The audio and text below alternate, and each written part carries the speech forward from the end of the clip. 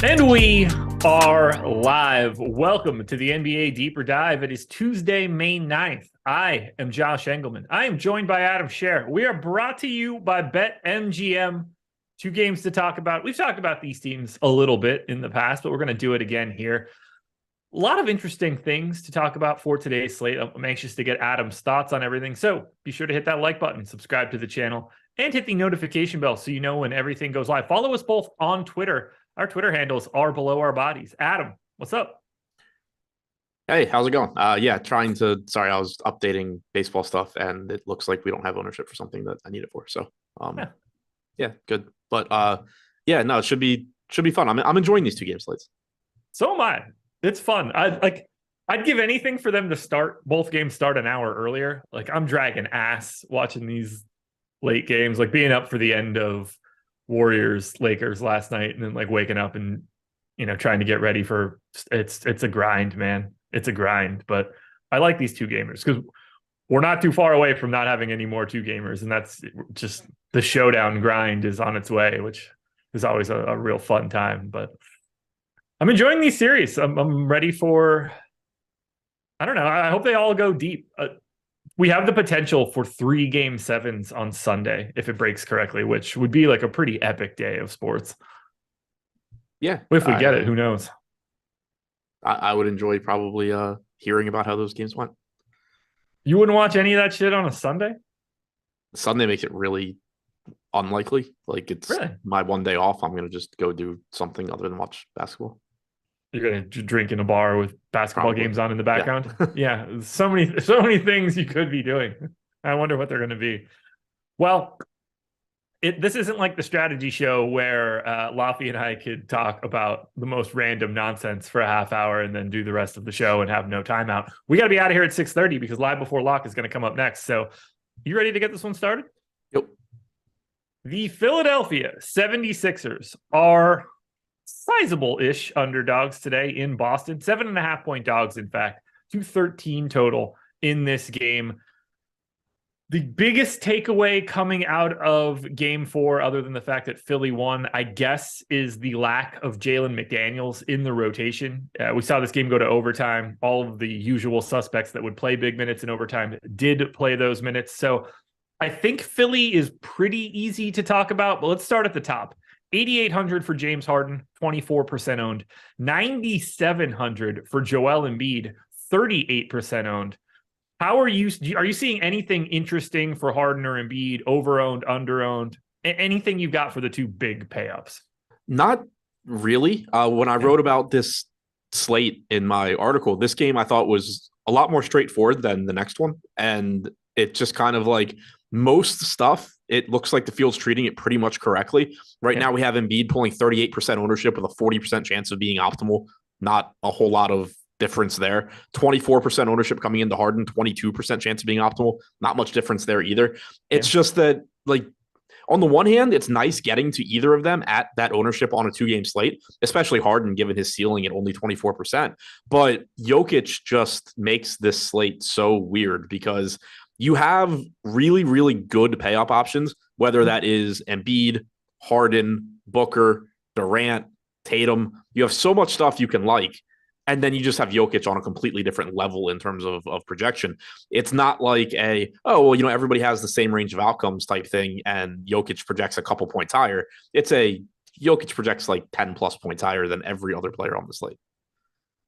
So let's just have this conversation now, because I don't think that we really have to dig into like the intricacies of Philly. The only question is going to be like, do you think McDaniels plays 6 minutes or 0 minutes today? Right. But otherwise, like we kind of know what we're getting here. How do we manage Jokic at 11-2 and Joel Embiid at 9,700? Because at first blush, you look at that and you're like, well, I need to play the shit out of Joel Embiid because 9,700 is so much less than 11-2. And for the large majority of this year, these guys are the same point per minute type plays. Like they are the tip of the spear, the elite of the elite per minute dudes that exist in the NBA. They are not normally $1,500 difference players.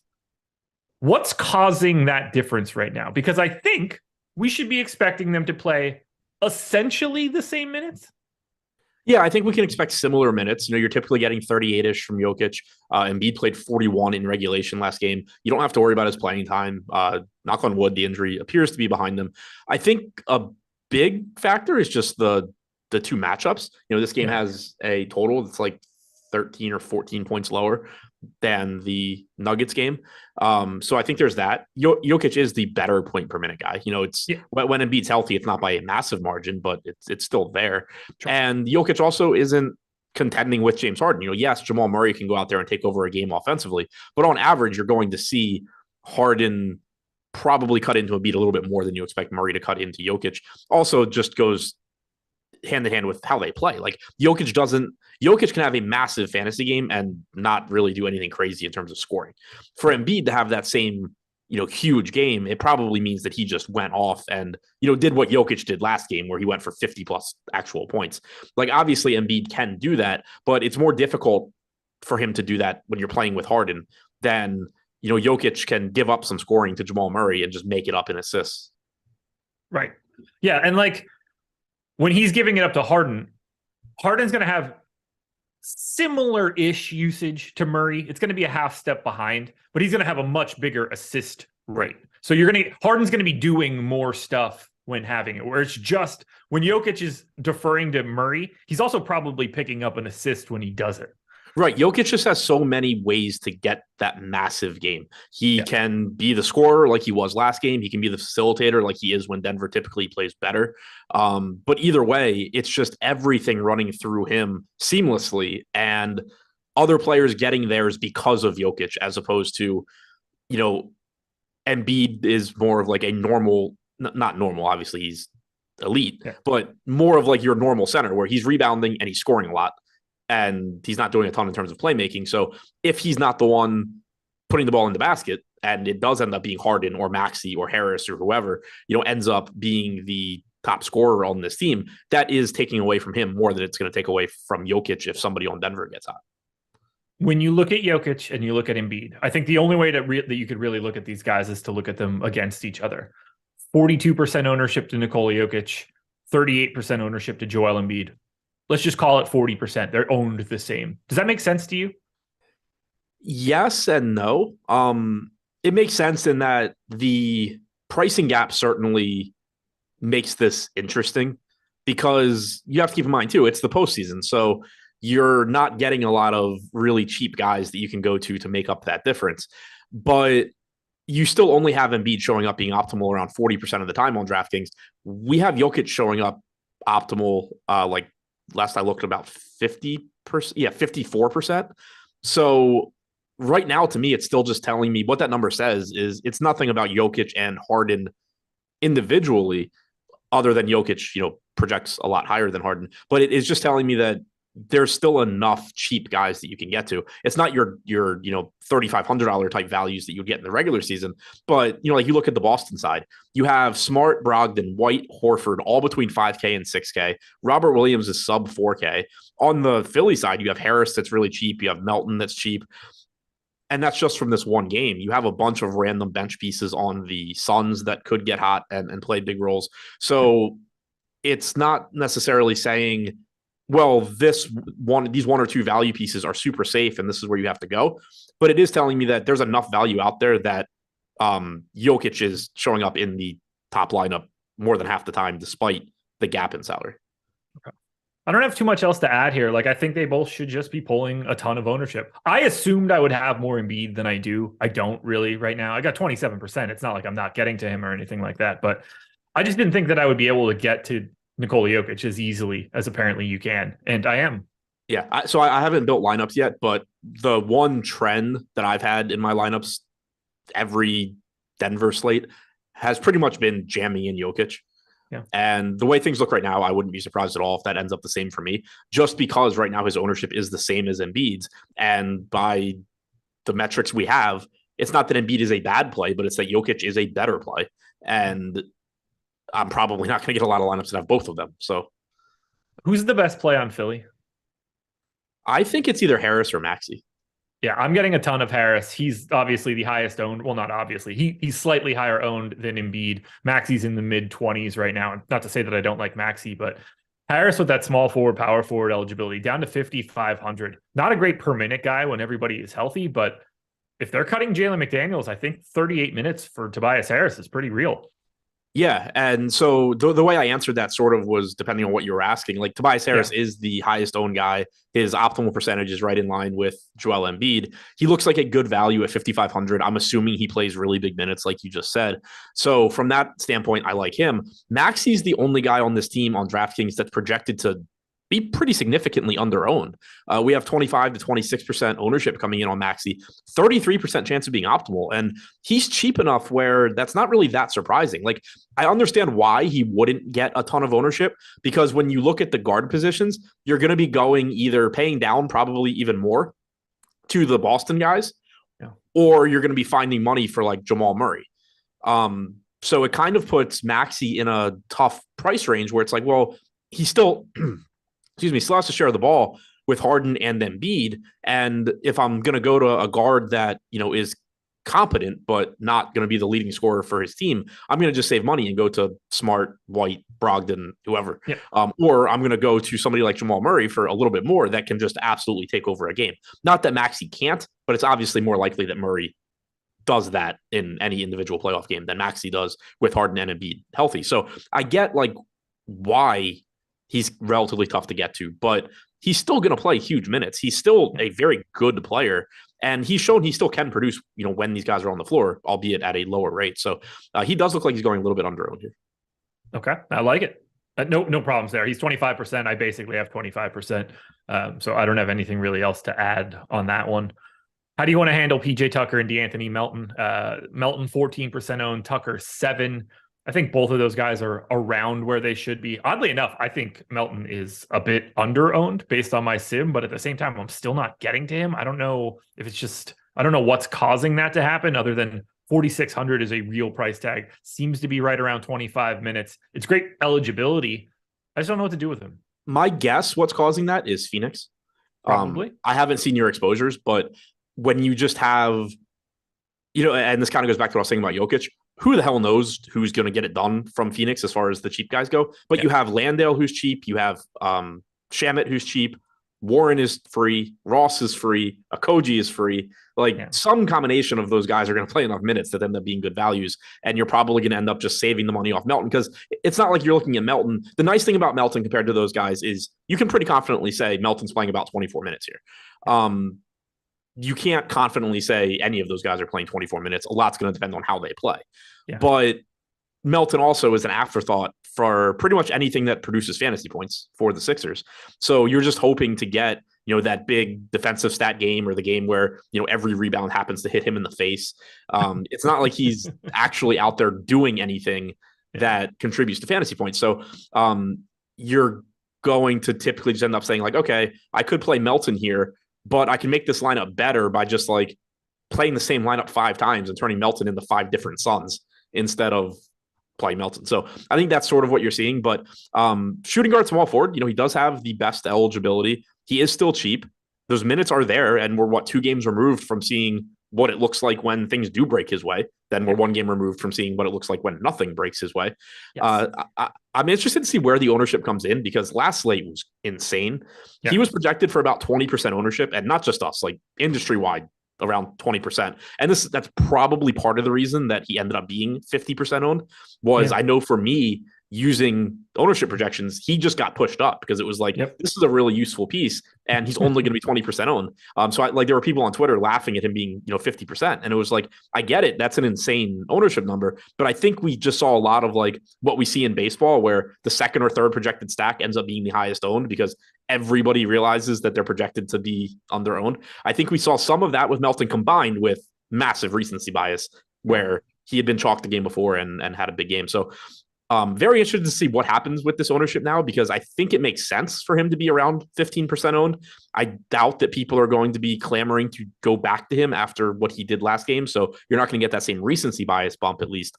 But I'm still curious, like you said, if he's coming in under owned, and we have him coming in a little bit under owned in our sims as well, are you just going to see like the 150 maxers start playing DeAnthony Melton at a higher clip again, and suddenly he's 25, 30% owned instead of 15?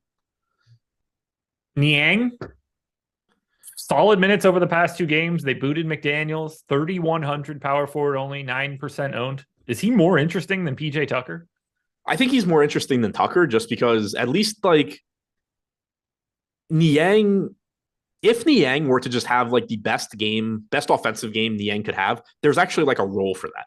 They would love him to just be out there and, knock down 4 3-pointers in 14 minutes or something. Obviously, they would like that for PJ Tucker as well, but PJ Tucker is more out there for defensive reasons. He'll grab some rebounds. He'll get, his 1 or 2 corner threes. But Nyang at least like is going to be willing while he's out there to just like take those 3-point shots and help space the floor. So like, I don't think he's a great play, but clearly neither is PJ Tucker. I think where Nyang becomes really interesting conversationally is comparing him to the guys on Phoenix, because a $3,100 Nyang is not that different than a $3,100 Terrence Ross or a $3,200 Josh Okogie, even a $3,300 Warren. Like, a lot of this is going to be dependent on who shoots well, for one, because to some extent you're talking limited minutes and limited opportunities. So you're going to need somebody to shoot better than normal. But then also with the Phoenix guys more so, it's a hot hand situation. Like, if Ross is knocking down every shot he takes, he can very easily pick up some of those Shamet minutes from last game. If it's Shamet, you saw what happens. TJ Warren, not a great shooter, but still capable of getting hot. So is Okogie. Like, any of these guys in this price range, they're all getting more. All of the Phoenix guys are getting more ownership than Nyang. And for the most part, I think they're pretty comparable. Okay. Anything Especially else? Ross and Okogie. Anything else for Philadelphia? No. All righty. Well, one, I need you guys to hit the like button. We got about 950 people in here, 91 likes. We should be able to get up to 150 pretty quickly. So if you haven't hit the thumbs up yet, help us out, folks. This one's easy. Just hit that thumbs up. The other thing that I want you to do, now I know this is going to be a little off topic. This is an NBA show, but we just released the MLB Lineup Generator, and now is the time for you to check that out. You can get it for 50% off the first week. Click the link in the description or use the promo code baseball for all. That's one big word, baseball, the number 4, and all. Don't ask me, but that is what you would have to type in if you wanted to do this. But my recommendation is to click the link. We've talked a lot about the NBA lineup generator. The NFL lineup generator existed at the end of last year. We have PGA now as well, but baseball is here for you guys. You can choose what type of lineup you want: balanced, contrarian, chalky. You could lock players and swap players. You could export up to 20 via CSV. You could also choose your stacks. So on DraftKings, you can make 5-3 stacks, 5X stacks. You can go 4-4. On FanDuel, you can go 4-4, 4-3, 4-2-2. These are here for you. We create all the lineups on our own. We get rid of everything that we think stinks. We present the rest to you. All you got to do is click save if you like it, or click discard if you don't, and another one will just pop right back up for you. This got put out there today. I highly recommend you check it out. If you're in the baseball streets, if you've been trying to get a little bit better at MLB DFS, using our lineup generator is the best way that you can do it. And again, it's less than $5 for your first week. It's the perfect opportunity for you guys. We're up to 147 likes, so apparently people were listening. I appreciate you guys. We're going to Boston now. Boston looking just like Philadelphia. I mean, we're talking about this game, and these rotations are just sort of there. Like, there's not a lot of different guys to talk about. I'm not going to lead with Tatum and Brown or the guards. I want to lead with this one because he's played 14 minutes, 16 minutes over the past 2 games. But Time Lord today is 10% owned and 3,900, and Boston is coming off of a loss. Is he the best GPP play on the slate today? I think he's really, really interesting. Like, am I confident he plays a bunch of minutes? No, not at all. But the price tag accounts for a lot of that at 3,900. And he could play more minutes. Like you said, they are coming off of a loss. Teams do tend to change things up in the postseason pretty quickly when they come off of a loss. And Robert Williams is clearly a major piece of this team, defensively, and when he's injured, it does really hurt them. So it's not like it's really far-fetched to think he would play more. You could see Grant Williams play more as well. He's also really cheap and not getting ownership, but Robert Williams, at least, he's a very good point per minute guy. So he's different than a lot of these cheap guys, Grant Williams included, because you just need the minutes, and he's going to get his. This isn't, hopefully he plays 5 extra minutes, and then also hopefully he shoots 80%, because that's, from 3, because that's all he's going to be doing out there. If he plays, he's getting defensive stats, he's rebounding, he's scoring at the rim.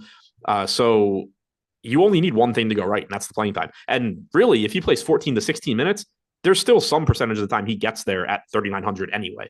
So I do really like Robert Williams at this ownership.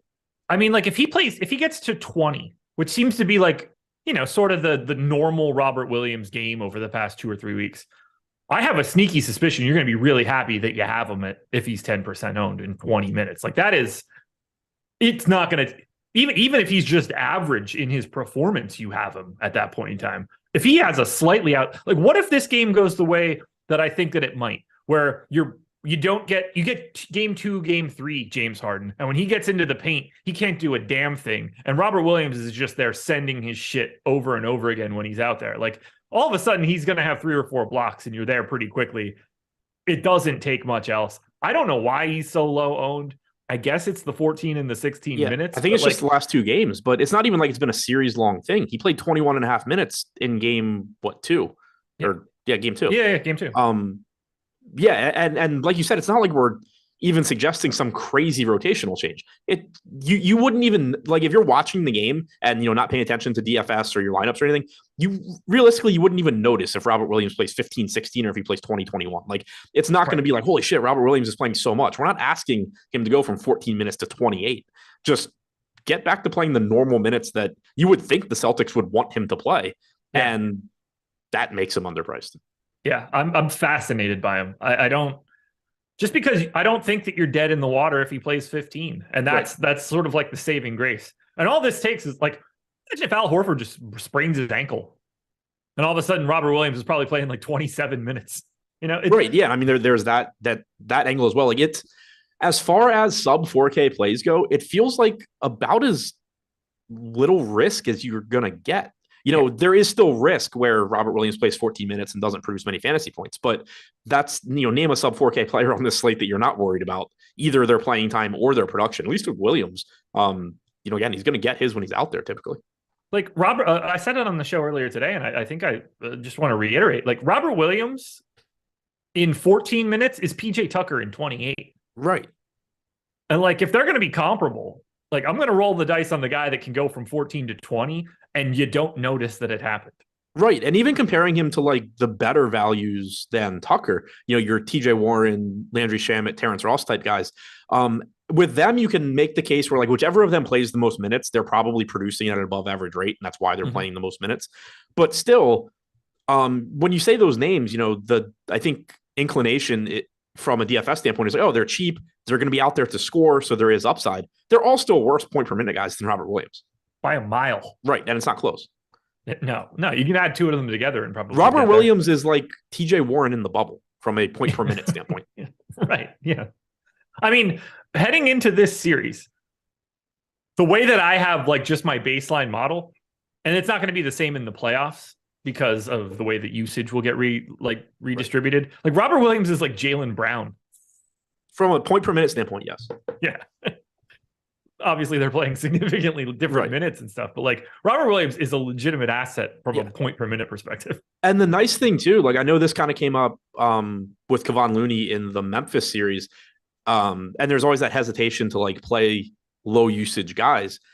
If you find a low usage guy that is actually a point per minute monster, that's really, really nice. Because like you talk about these guys on the Suns that one of them probably is going to have a good game, but you're talking about guys whose role is to come off the bench and score the ball. And every minute they play is going to have at least one of Kevin Durant or Devin Booker on the floor being like, yeah, that's nice and all, but also you're not really going to shoot unless, you're wide open. With Williams, he's scoring at the rim. So he's making every shot he takes, but he's rebounding. He's blocking shots. He's doing things that are completely independent of Jason Tatum and Jaylen Brown and what they're doing. Yeah, I love it so much. How do you want to sift through the guards? Smart, White, Brogdon. What do you do with this trio? Is there anything even worth talking about, honestly? Yeah, I mean, hope you click the right one. Smart's getting the most ownership. We do have him way above the other two in terms of optimal percentage. I do tend to agree with that just because his playing time seems the most stable to me. Yeah. Played 37 in regulation last game. The game before that, you got 34 and a half. Game before that was a blowout, so you can't really read too much into that one. But even there, he played 27 minutes and would have played more if it were competitive. So I do lean towards Smart, especially because he's actually $100 less than Brogdon, $200 more than White. But from a point per minute standpoint, these guys are all similar enough where I don't think you should be seeing massive ownership differences. And if you did, then you could start just sort of going to the lower owned guy. Right now, I think it's pretty much spread out the way it should be, with Smart being the highest owned of the three, Brogdon and White being very similar. Those two are very much, good luck guessing which one of them gets the most minutes. It's going to, in large part, probably depend on how the game is going, how they're playing. Smart, it's easier for him to stay on the floor sort of regardless of what's going on. Can you get to $5,700 Al Horford with any sort of regularity? He's only 14% owned. I think he's under-owned. I think he's under-owned. Price. Yeah, it's not the best price. Power forward eligibility on DraftKings does make it nice, and that's why I think you're seeing him come in with a higher optimal percentage than ownership. Is just the MPE and the fact that you can roster him at a power forward position that isn't exactly the best. Most of the guys that you would want to play at that position are pay-up options. You do have, Aaron Gordon and Michael Porter Jr., but it's generally either pay-up options or like TJ Warren type prayers. Yeah. So just getting a solid 30-minute guy in Al Horford does have some appeal, but I still think it's likely that I just end up kind of punting that position and either punting that position and hoping to land on the right guy, or, paying up for Tatum, Durant, whoever. Any thoughts on Tatum and Brown? They're basically owned the same at 35%, obviously different price tiers, but I think they're exactly where they should be. Yeah, I think they are too. I do think the pricing on Brown stands out a little bit more to me than Tatum. And the reason I say that, like from a median projection standpoint, we do have Tatum 10 points ahead of Brown. He's correctly priced. Brown is correctly priced from a median standpoint. But you do just see enough like yo-yoing between those guys where Jaylen Brown takes over a game, Jason Tatum takes over a game. You just get a lot of volatility there where there are games that Jaylen Brown is the number one. And any game where Jaylen Brown ends up being the number one, 7,900 is too cheap. The problem is that when Jason Tatum is the number one, 7,900 is too expensive for Jaylen Brown. So, that's why you see it sort of balance out this way. But you typically can figure out pretty quickly, based on how a game's going, like, I would rather with Jaylen Brown, it's almost always like, wow, I wish I had 0, or wow, I wish I had 100%, like by halftime. Just based on, if he's carrying the load or not. So he does sort of stand out to me at 7,900 because he is shooting guard, small forward eligible. He's in that same price range with Jamal Murray, and he's very capable of doing what Jamal Murray occasionally does, and just it turns into the Jaylen Brown show. No disagreements here. I'm getting to more Murray in that price range. So that's the only thing blocking me out. But and I guess I don't disagree with anything you said. Yeah, I guess like kind of to like put a bow on that one. Like I prefer Murray, but Murray versus Brown, I think, is a lot closer than Embiid versus Tatum if you ignore positions. Yeah, I agree. Yeah, I think the interesting thing with Brown is that he's the bottom of a tier. The next closest guy in salary to him is Tyrese Maxey, $6,200, $1,700 below him. So Jaylen Brown does sort of become that like pay up floor for you, where you're into a very different tier once you go below him. I really don't. Do you have any Grant Williams thoughts? I don't really have much to say. Just like add him to the list of dudes in the 3Ks. Yeah.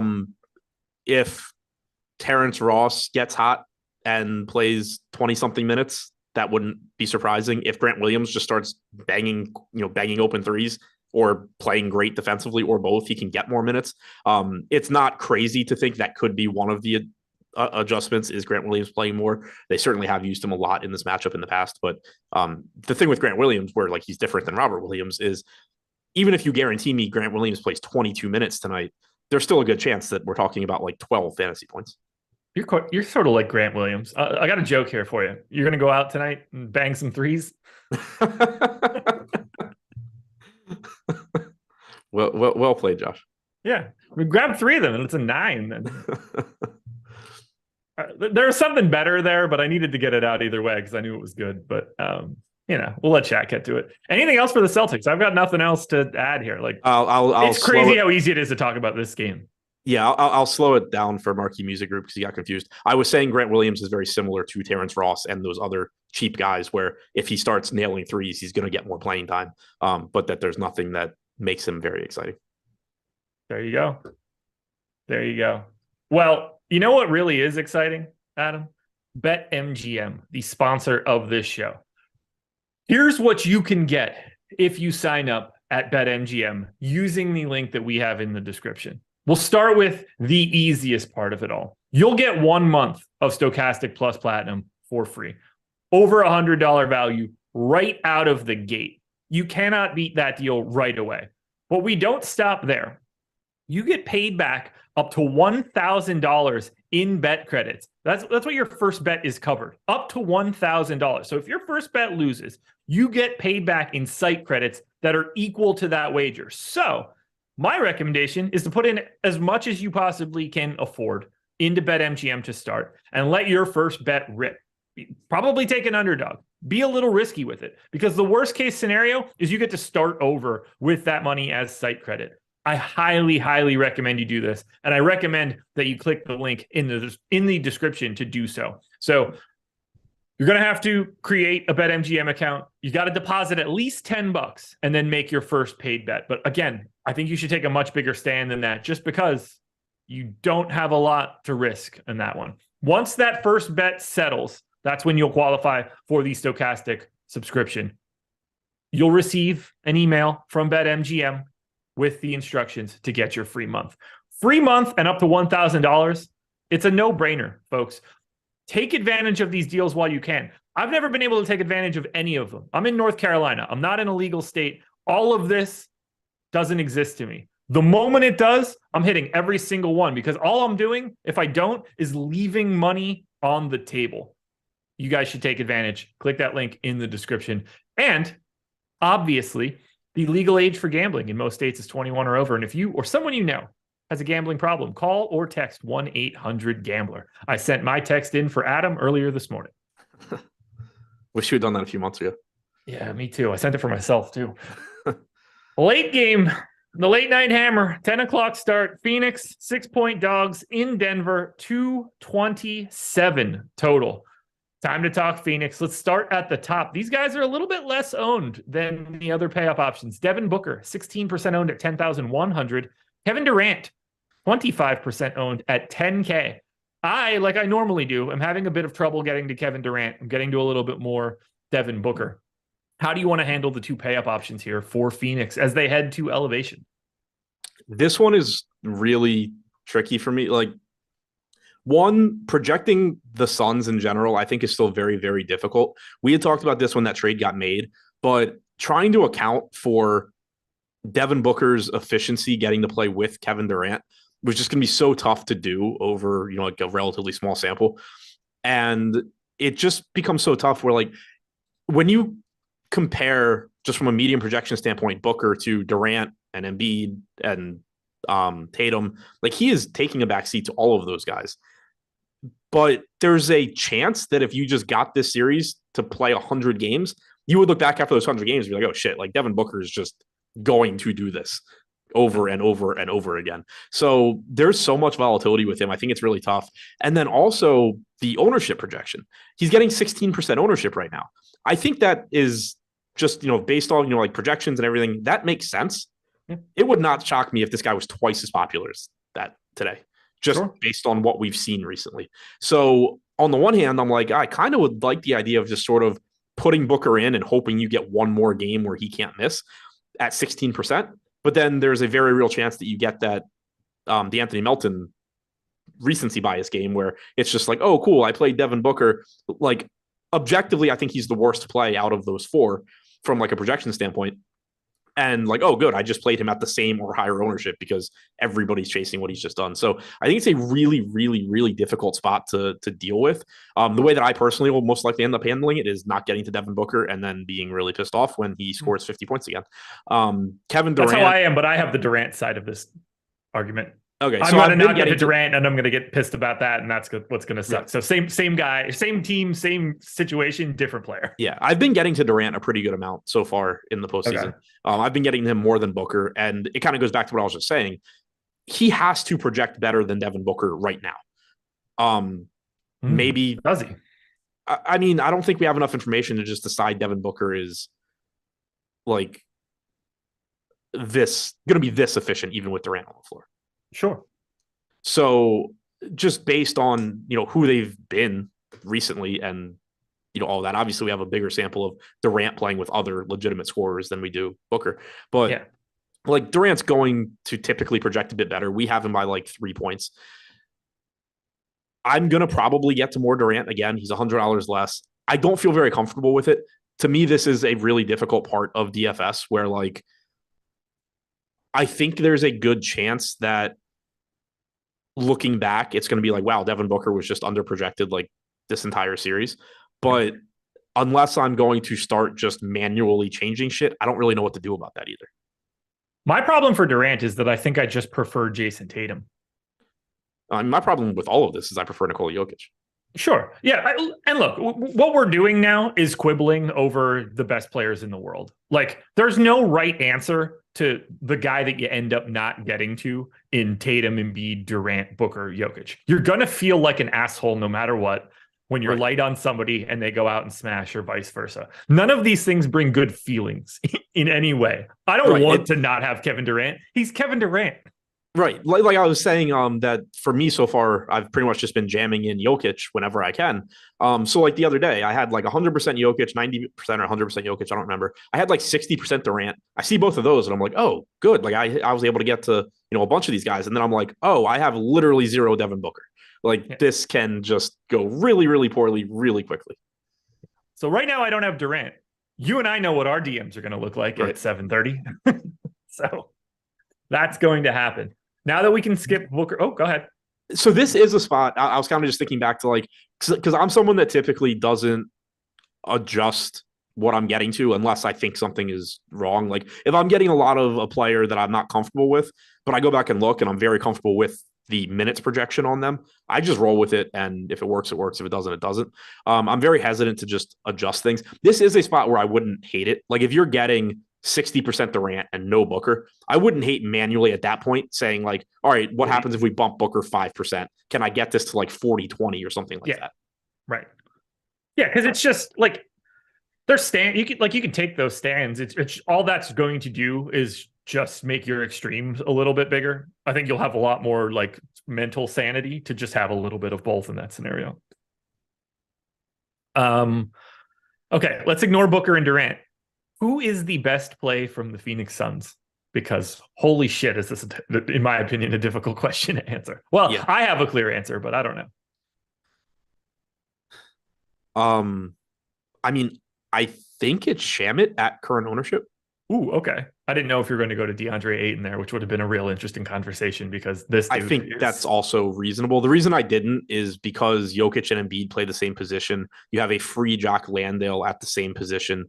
I really like Robert Williams at the same position. So it is a really cheap price tag on DeAndre Ayton. I think he's a very good play. I was thinking more in terms of like going over owned, but also at a really useful price point and position, or more so just price point because somehow he's not Ford eligible, but still. Sure. Look, when I look at Shamet, Warren, Okogie, Ross, let's throw those 4 guys. They're in the same bucket, right? Shamet, Warren, Okogie, Ross. They're the same 4 guys in like in what we're looking for today. Pay down options, and we're hoping we're right about the Phoenix end. I'm nervous about Shamet. I got 11%. The guy that I'm getting to most in this group is TJ Warren. The MPE helps. The fact that he closed helped. And the fact that he closed, like, obviously Shamet went nuts shooting. I'm not mad about not getting to him coming off of the heater, particularly heading to Denver. I feel safer with TJ Warren. Are you just going to cast a wide net? Or when you look at this ownership, do you see one of those guys as like why is that guy getting that ownership? Because that's kind of how I feel about like Terrence Ross. Yeah, so I feel that way about Terrence Ross. That's why I kept using him as the example when we talked about garbage cheap plays from the Boston game. Not that I think Ross like has no potential path to getting there. He can get hot and start scoring and get more minutes too. But I don't think it's like a guarantee. Yeah. The reason my answer is Shamet is you're thinking about what Phoenix wants out of this group, and they're looking for more bench scoring. And like when you think about just like bench scoring, you think Terrence Ross and TJ Warren first, because those are guys that, have kind of, that's been their thing throughout their career. But Shamet's the best shooter out of the group. And you're going to have at least one of Booker, Durant on the floor all the time. Last game, Denver's approach was to leave Landry Shamet wide open behind the 3-point line and just view it as a win if Landry Shamet is shooting and Booker and Durant are not. I don't know if they'll be that as aggressive with that strategy today since it worked so poorly last game. But you like Denver or Phoenix, they want bench scoring, but they don't want somebody taking the ball out of Durant/Booker's hands. Like that would obviously be insane. You're not looking to suddenly run the offense through Terrence Ross or TJ Warren. No.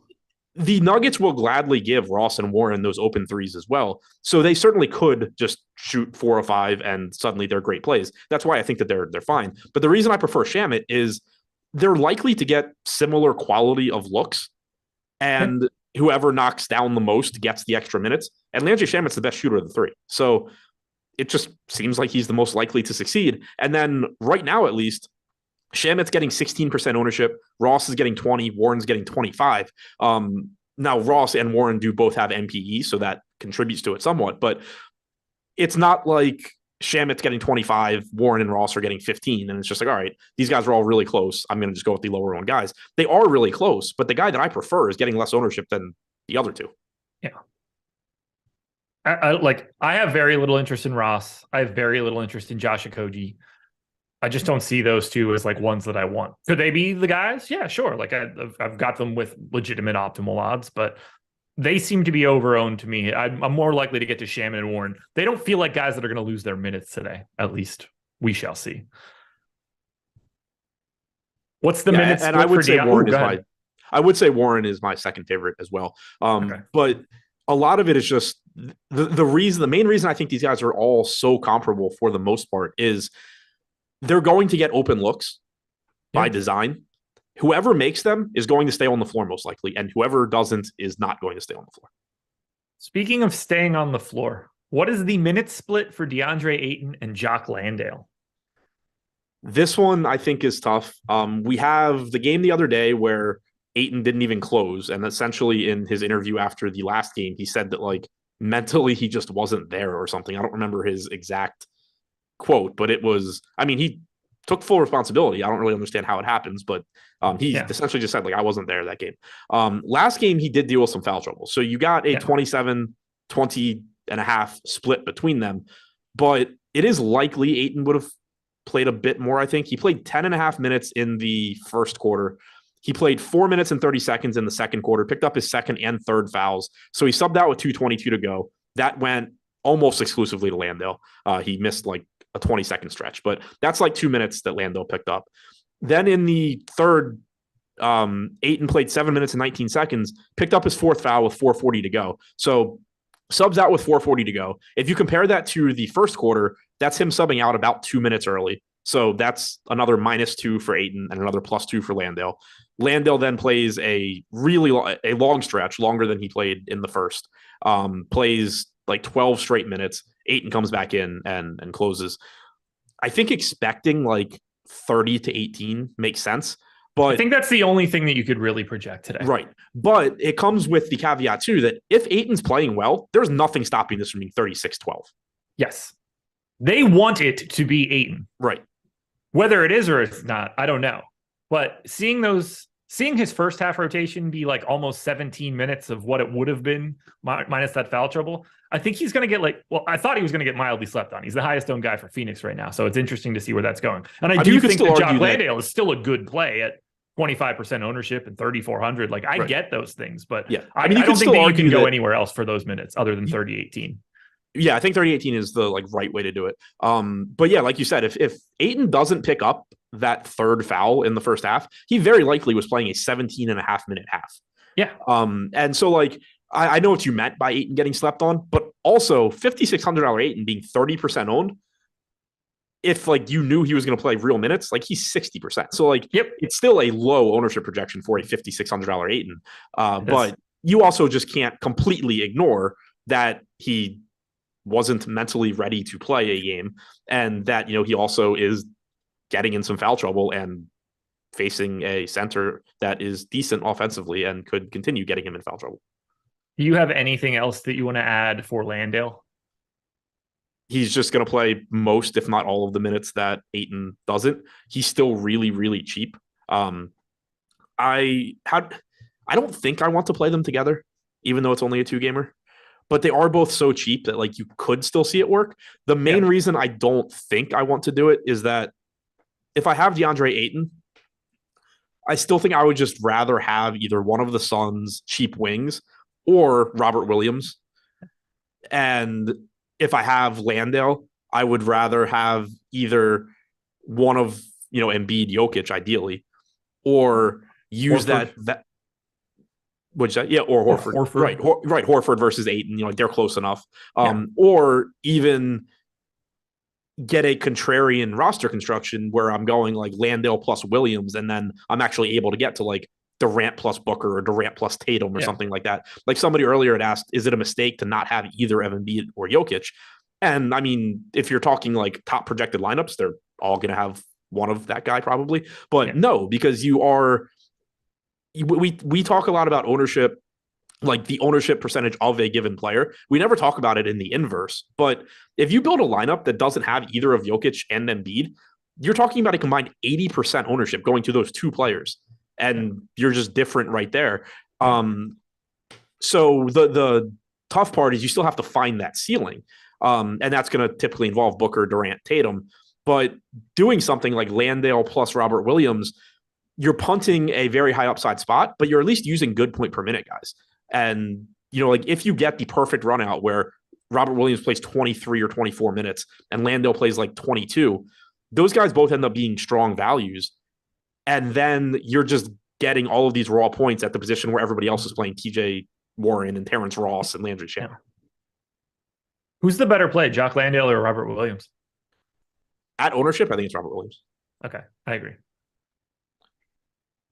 Anything else for Phoenix? Like we're essentially just seeing Landale get the minutes that Williams could get if things go his way. Right. And Williams actually has a little bit easier path to the minutes because Landale can play as well as he wants, but every minute he's out there means a minute DeAndre Ayton isn't. And there's going to be a lot of situations where the Suns just want DeAndre Ayton on the floor. Yeah. Robert Williams and Horford can play alongside each other. They don't, they're not mutually exclusive. So you don't have one specific guy where it's just like Robert Williams is playing well. That means this guy can't come back in. Like there are ways the Celtics can solve that good problem where your backup center is playing really good.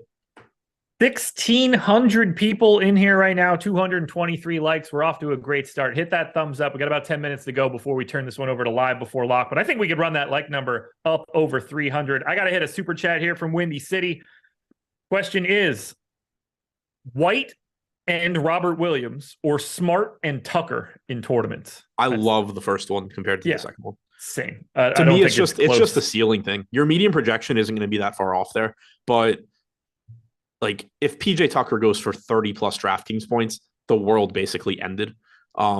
If Robert Williams goes for 30 plus DraftKings points, it conceivably could mean he played 18 minutes. Yep. We're on the same page. Adam, you still doing Bet Pro videos, right? 8 for 8. Oh, it's going to be great. You got a Bet Pro video, right? Yeah, I had to think for a second. I thought I forgot to do it, but no, I did. It's out. Okay. Well, you guys can check out Adam's Bet Pro video on the Odds Shopper channel. That would be something that I think that you guys should certainly do. You should also sign up for Bet Pro. 7-day free trial for new users, $30 a week after that, $100 a month after that, if that's what you're looking for. And I think it will be. You can get a free trial with either subscription. It's about a 28% savings on the weekly package. We take the model that exists for our DFS product. This is the model that's been built by Alex Baker. That's Awesemo. Steve Buzzard. That's the Colts. He's been winning. Shanzon. That's Shanzon.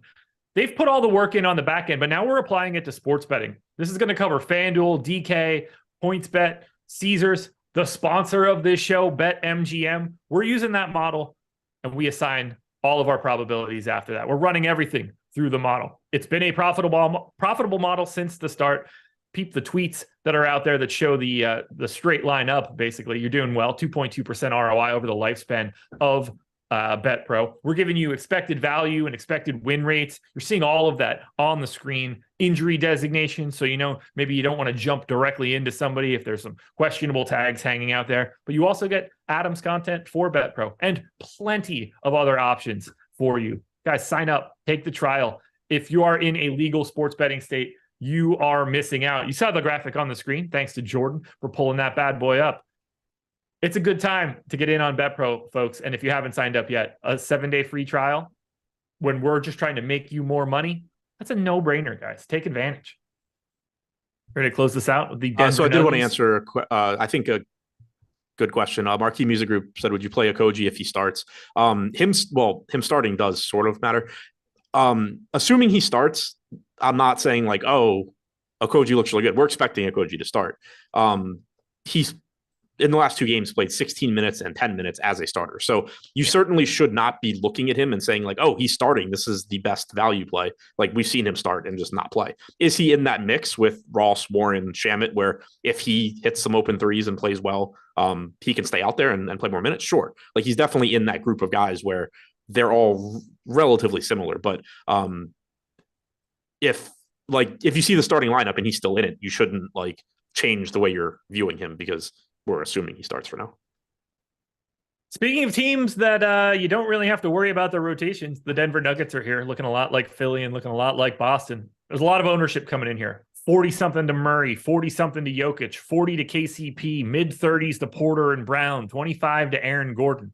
I love all of these guys. I'm getting to every single piece of Denver right now that isn't Jeff Green and Christian Brown. All 6 of those main dudes, I am over the field right now. I love getting to Denver, heading back home, altitude, very different place to play. I think this is a massive game for Denver. I'm getting to all parts of Denver. What do you like the most? I don't think, obviously the answer is Jokic. If you have anything more to talk about for Jokic, go for it. But if it's somebody else, probably easier. Yeah, I mean, my answer is Jokic. I already said I haven't built lineups, but the way my lineups have typically looked, I assume I'll be playing him pretty much everywhere. I don't really see any reason I wouldn't be happy with that. But the nice thing about Denver, like you said, they are getting back home where they typically play better. It's an actual home court advantage just physically, not just, because your opponent had to travel and it's really loud and rooting against them. But the rest of this team is just pretty cheap. When you think about Philly, you have, Embiid, who's relatively inexpensive, but still nearly 10K. You have Harden at around 9K. For the Celtics, you have Tatum as a pay-up guy.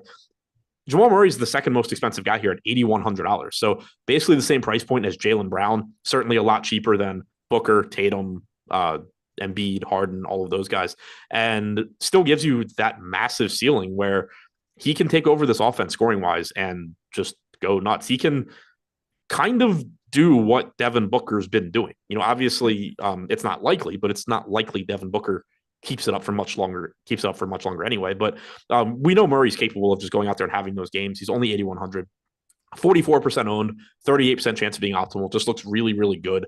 Then you get some value where they're not that exciting, but you at least can feel pretty comfortable in their playing time with KCP and Bruce Brown. KCP typically is going to be giving you low to mid 30s in minutes. He's like 4,300. Bruce Brown typically giving you like 20 to 25 off the bench. I do think it's interesting that Bruce Brown is getting 3 times the ownership, give or take, of DeAnthony Melton. I don't think they are wildly different players or plays, but I feel better about Bruce Brown just because this is likely to be the higher scoring game, better matchup, all of that. So I do prefer Brown. I do think it's kind of an interesting spot to say like, all right, these guys are both probably playing mid-20s minutes, similarly priced, same positions. Brown projects better, but like really, 3 times. But he still looks like a good value here. The one spot I think is really interesting is that for most of the series so far, Aaron Gordon has been the popular one and Michael Porter Jr. has been the one behind him. Then you get a good Michael Porter Jr. game, and now Michael Porter Jr. is pulling 33% ownership to Aaron Gordon's 25. I think they are both good plays. I don't have a strong lean between the two. I have no issue just flipping that. Aaron Gordon, even last game, played big minutes. He didn't do a ton, but Gordon's playing big minutes. He's somebody that can contribute in a variety of ways. So while he's, on the one hand, from a DFS standpoint, it kind of sucks because he's like, at best, your third option scoring. He's not getting rebounds from Jokic. He's not getting assists ahead of Jokic and Murray. He's not Denver's preferred option to do basically anything other than play defense. He is good enough at all of those things where if somebody gets in foul trouble, if somebody gets hurt, if Phoenix just switches up the way they're defending and says, we're going to let them put the ball in Aaron Gordon's hands more, Aaron Gordon is good enough to take advantage of any of these things in a variety of ways. So he is always someone I like when he's playing big minutes and not that popular, just because there's if the game plays out in a variety of ways that aren't anticipated, Aaron Gordon can just be the guy that steps up and plays a bigger role. I don't have anything else to add there. I agree. I've got close to 2x the field on Gordon. I've been getting to him either way. I just have a lot of this Denver team. I think they're very clearly the best team that you can get to today of the four in the aggregate. Yeah.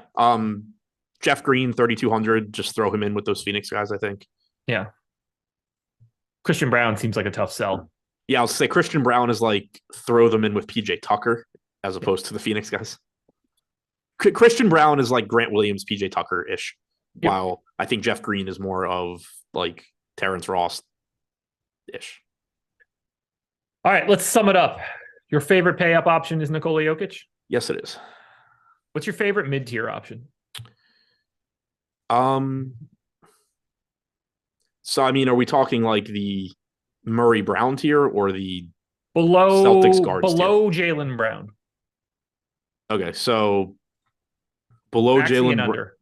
Probably like in tournaments, probably Maxey or Gordon. Okay. So it kind of depends how you're asking this. As far as like under-owned, I like Maxey, I like Gordon.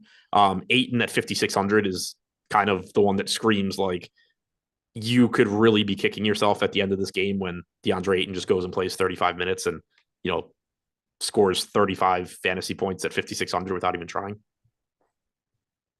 Duncan Dean, super chat. Brown and Durant or Tatum and Murray? Just say this right out of the gate. Like, that's an impossible question to answer. Yeah, like that's a good problem to have. Yeah, I mean, in terms of projection, what was it, Tatum and Murray? I'm going to pull it up in the whatever the hell player compare tool. Yeah, Brown, Durant, Tatum, and Murray. Like there's not a right answer. So we have it like 4 points in favor of the Murray and Tatum side. Yeah, it's 60-40 Tatum Murray. More owned as well. Right. Everybody's negative leverage. So yeah, I guess it's the Tatum Murray side, but like don't feel bad about grabbing Brown Durant. I've got nothing else here. Do you? Somebody just said something about Peyton Watson being expected to play. Yeah, I'll believe that one when I see it. There's no way you can project anything like that, right? I wouldn't think so. I mean, this is a guy that his only appearance in the past 3 weeks has been 3.2 minutes worth of garbage time a week ago on Saturday. Like, Reggie Jackson would surprise me less than Peyton Watson. I mean, Peyton Watson didn't play during the regular season either. That would be a very interesting unearthing. Either way, I'm projecting none of them for minutes, and I don't believe that you should be playing either one of those guys in the contest today. Would you agree? Yeah, it's more so like, I mean, if you think Jeff Green's like disappearing, but I don't think he's disappearing. Yeah, I agree. All righty. NBA Live Before Lock coming up next. Hit that like button in the interim. Good luck, everybody. Have some fun. Lock in an hour. Thanks to BetMGM. We're out of here. Peace.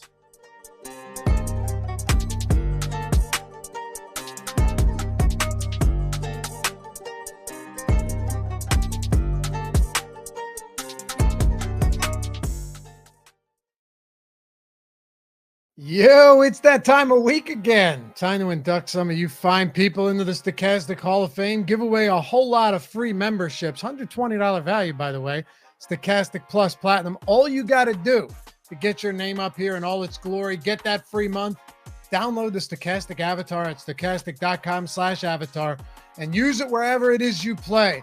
Then when you win, finish top 3 even in a field of 5,000 or more. Tweet those wins to us at Stokastic HOF on Twitter. Get your free month, get inducted. Let's get into it. For the new week, we kick it off with Mr. 586 or Mr. Woods 586. These are, I think I enjoy doing these the most because you're not playing a lot of volume every day, maybe not the biggest bankroll, but you turn 35 cents into, what was it, $600 something here for Mr. Woods. 35 cents. Gets a free month out of doing that. just because he's rocking the Stokastic avatar. Shout out to you, man. You got the subscription the entire month now off of 35 cents. First place out of 133,000. Just monstrous. And Alexis Sarah, another one. We had 2 of these this week. I'm telling you, these are feel-good stories right here. Just want to say thank you for the great show every day. Lafayette and Josh and Engleman always make me laugh in the morning show. Love to hear that. Finally got first. How about this?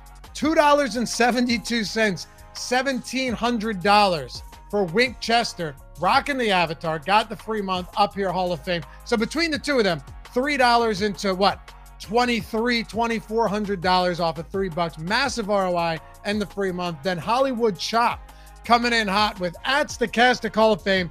First time using Stokastic. Yeah, not a bad day for your first time. Second place single entry in the 4-point play. $7,500 for Hollywood Chop. Monster win there. And our best friend Jorge, always making it rain in chat with those free Stokastic memberships. We appreciate you for that. Finally, after being weeks on top 10 or 50, today got first place in the $1 Minimax. Thanks to Stokastic and as well for the team in today's show with valuable information. First place, $2,000. Little MLB action for Jorge. Congrats, dude. How about Rick Bunning? Second tweet, second Hall of Fame induction. Let's go. Thanks for the great tools at Stokastic. Kudos to Josh Engleman as well on the campaign fade third place, in the 30K jab step on DraftKings. And then you've got D Fick. Who knew Jokic, Harden, and Tatum could fit in the same lineup? Thanks, Lafayette and Josh. First place in the end one, $1,500. Another free month for our boy D Fick. And as always, you see it every week on an absolute heater, a huge tear. We're literally running promos because of this man right here, Steve Buzzard, the Colts. Another, ho-hum $100,000 win here in MLB. Keep it going, Steve. Massive heater, biggest I can remember seeing for sure. And our own Eddie Lai as well. How about it? Our CFO, then the CTO, $50,000 in MLB from Eddie. Just some flex emojis there coming from Eddie on Twitter. And Alex Baker, Awesemo himself. Big week for these boys. It's not about how much money you win for first place. It's about the friends you make along the way. First place chop for Awesemo himself, $11,000 there. A little NASCAR action, taking that one down. And we'll close it out with a little betting one because the Odd Shopper tools, be it the Parlay Builder or Odd Shopper Premium, have just been crushing lately. Fun night, Odd Shopper Hall of Fame. Hello, my friend. We'll throw it in this one. Why not? Because News God is our guy, El Negro Loco. You know him from chat. 4 big parlay hits on small wagers, making a massive ROI and closing out our Hall of Fame for this week. Remember, all you got to do, download the Stokastic avatar at stokastic.com/avatar. Tweet your wins at Stokastic HOF and get that free month. Get inducted into the Hall of Fame. Welcome.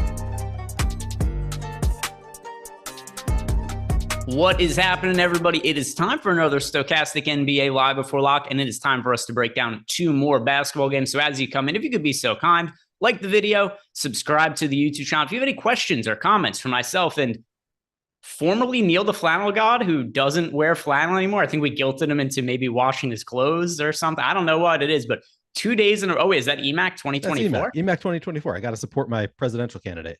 There we go. And that's an old Awesemo shirt, too. That is vintage. I don't know if you know on the secondary market, right? Because old Awesemo shirts, they go for big money on the secondary market. Oh, sure. So I've got a hat too. Collector's item. So look at you. I have that same shirt, by the way. Oh yeah. It's a nice one.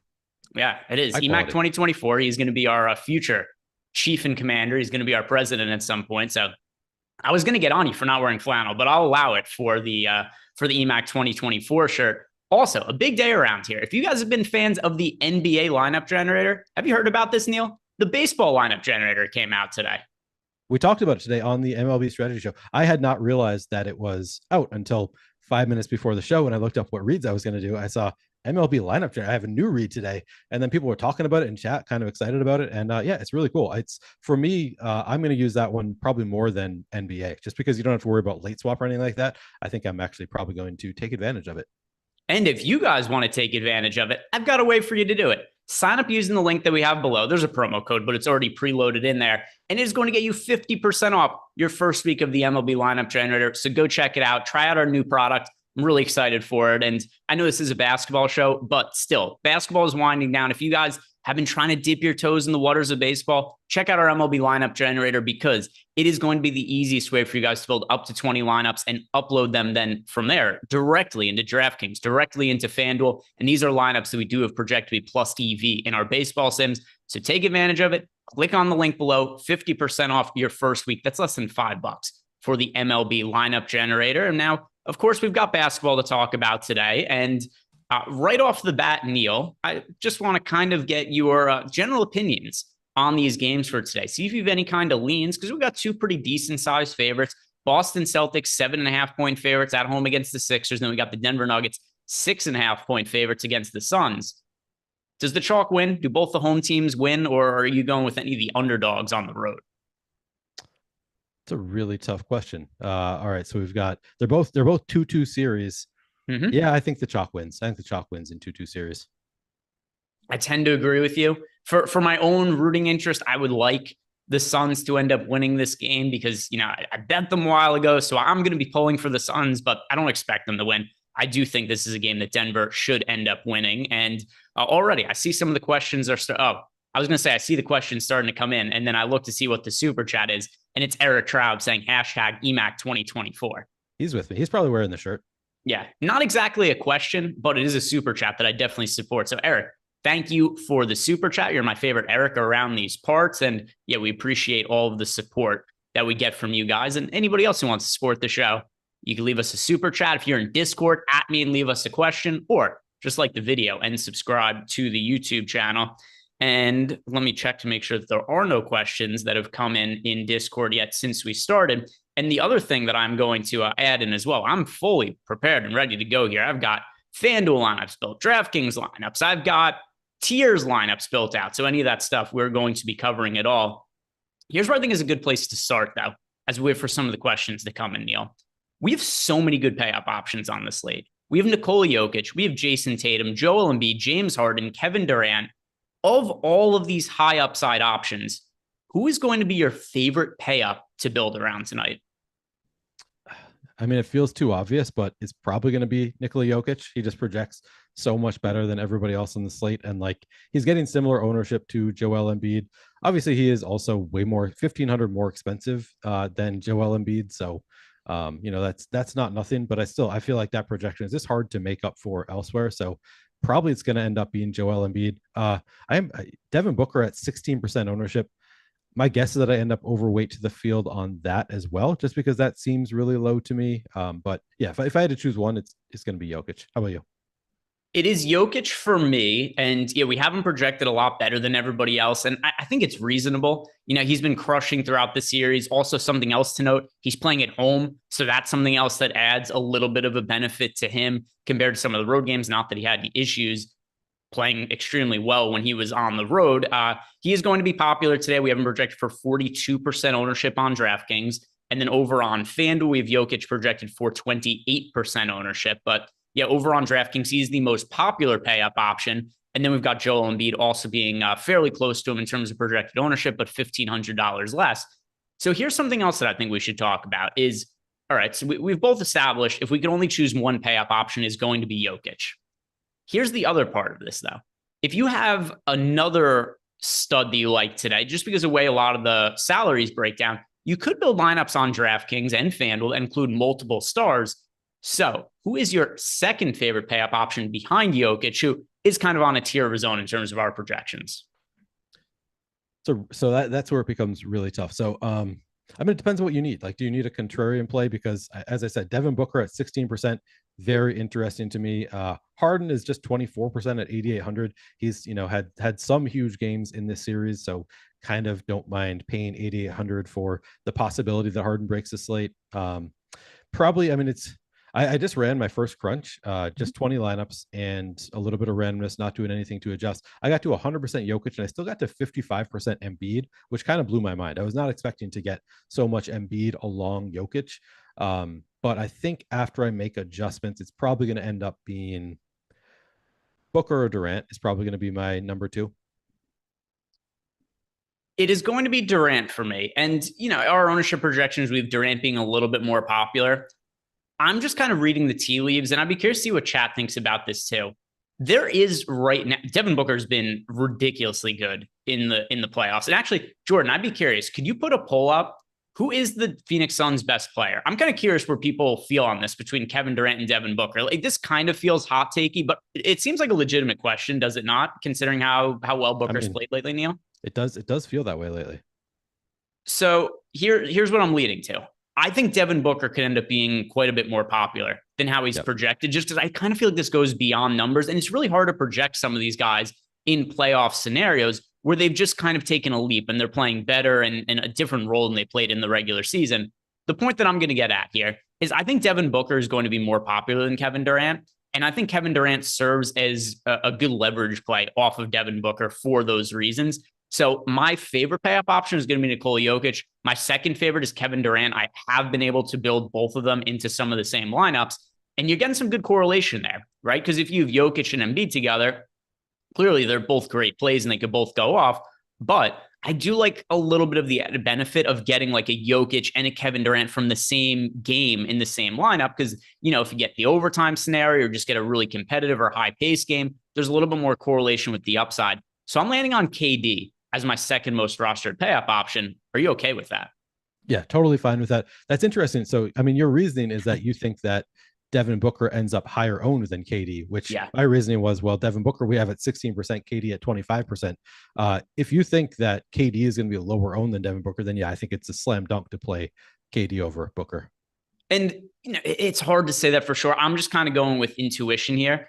And we have it very close in our ownership projections, but we have seen this a lot of times. It kind of goes beyond the numbers where people are a little more apt to play who's been really good as of late. And that's why also I'm kind of interested to see what some of the poll results end up being, because they are the same price, more or less, right? We've got Kevin Durant is 10,000, Devin Booker's 10,100 on DraftKings. If we look over at FanDuel, Kevin Durant is actually 11,200 and Booker 10,500.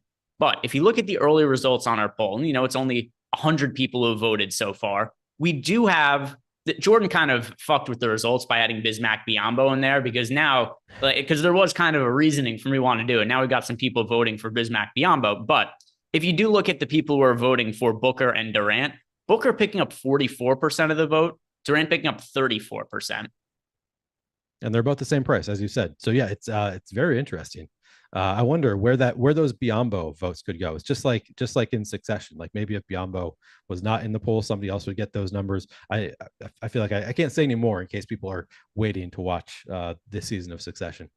Yeah. So with that in mind, is Jock Landale a leverage play off of Bismack Biyombo? We'll find out as we get deeper into the show here. But anyway, my secondary favorite pay-up option is going to be Kevin Durant. My favorite, Nikola Jokic. And then the other part of the pay-up options that I want to discuss with you, do you have a least favorite pay-up option? Is there one guy at the top? And the reason I'm starting by talking about this before we get more into the slate is I really think this is something that we were going to be getting a lot of questions about. This is going to be on a lot of people's mind is pay-up op, because there's only 2 games on the slate and there's so many stars.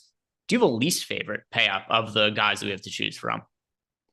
That's such a tough question because I don't want to say, like, I'm looking at it, I'm like, well, based on the numbers, like we have Jason Tatum projected a few fantasy points worse than Joel Embiid for just 100 less and getting nearly the same ownership. So just looking at like our projected ownership relative to projection, it would be Jason Tatum for me, but that is such a tough, like, to really want to fade Jason Tatum at 9,600 in a game that they obviously are going to really need to win.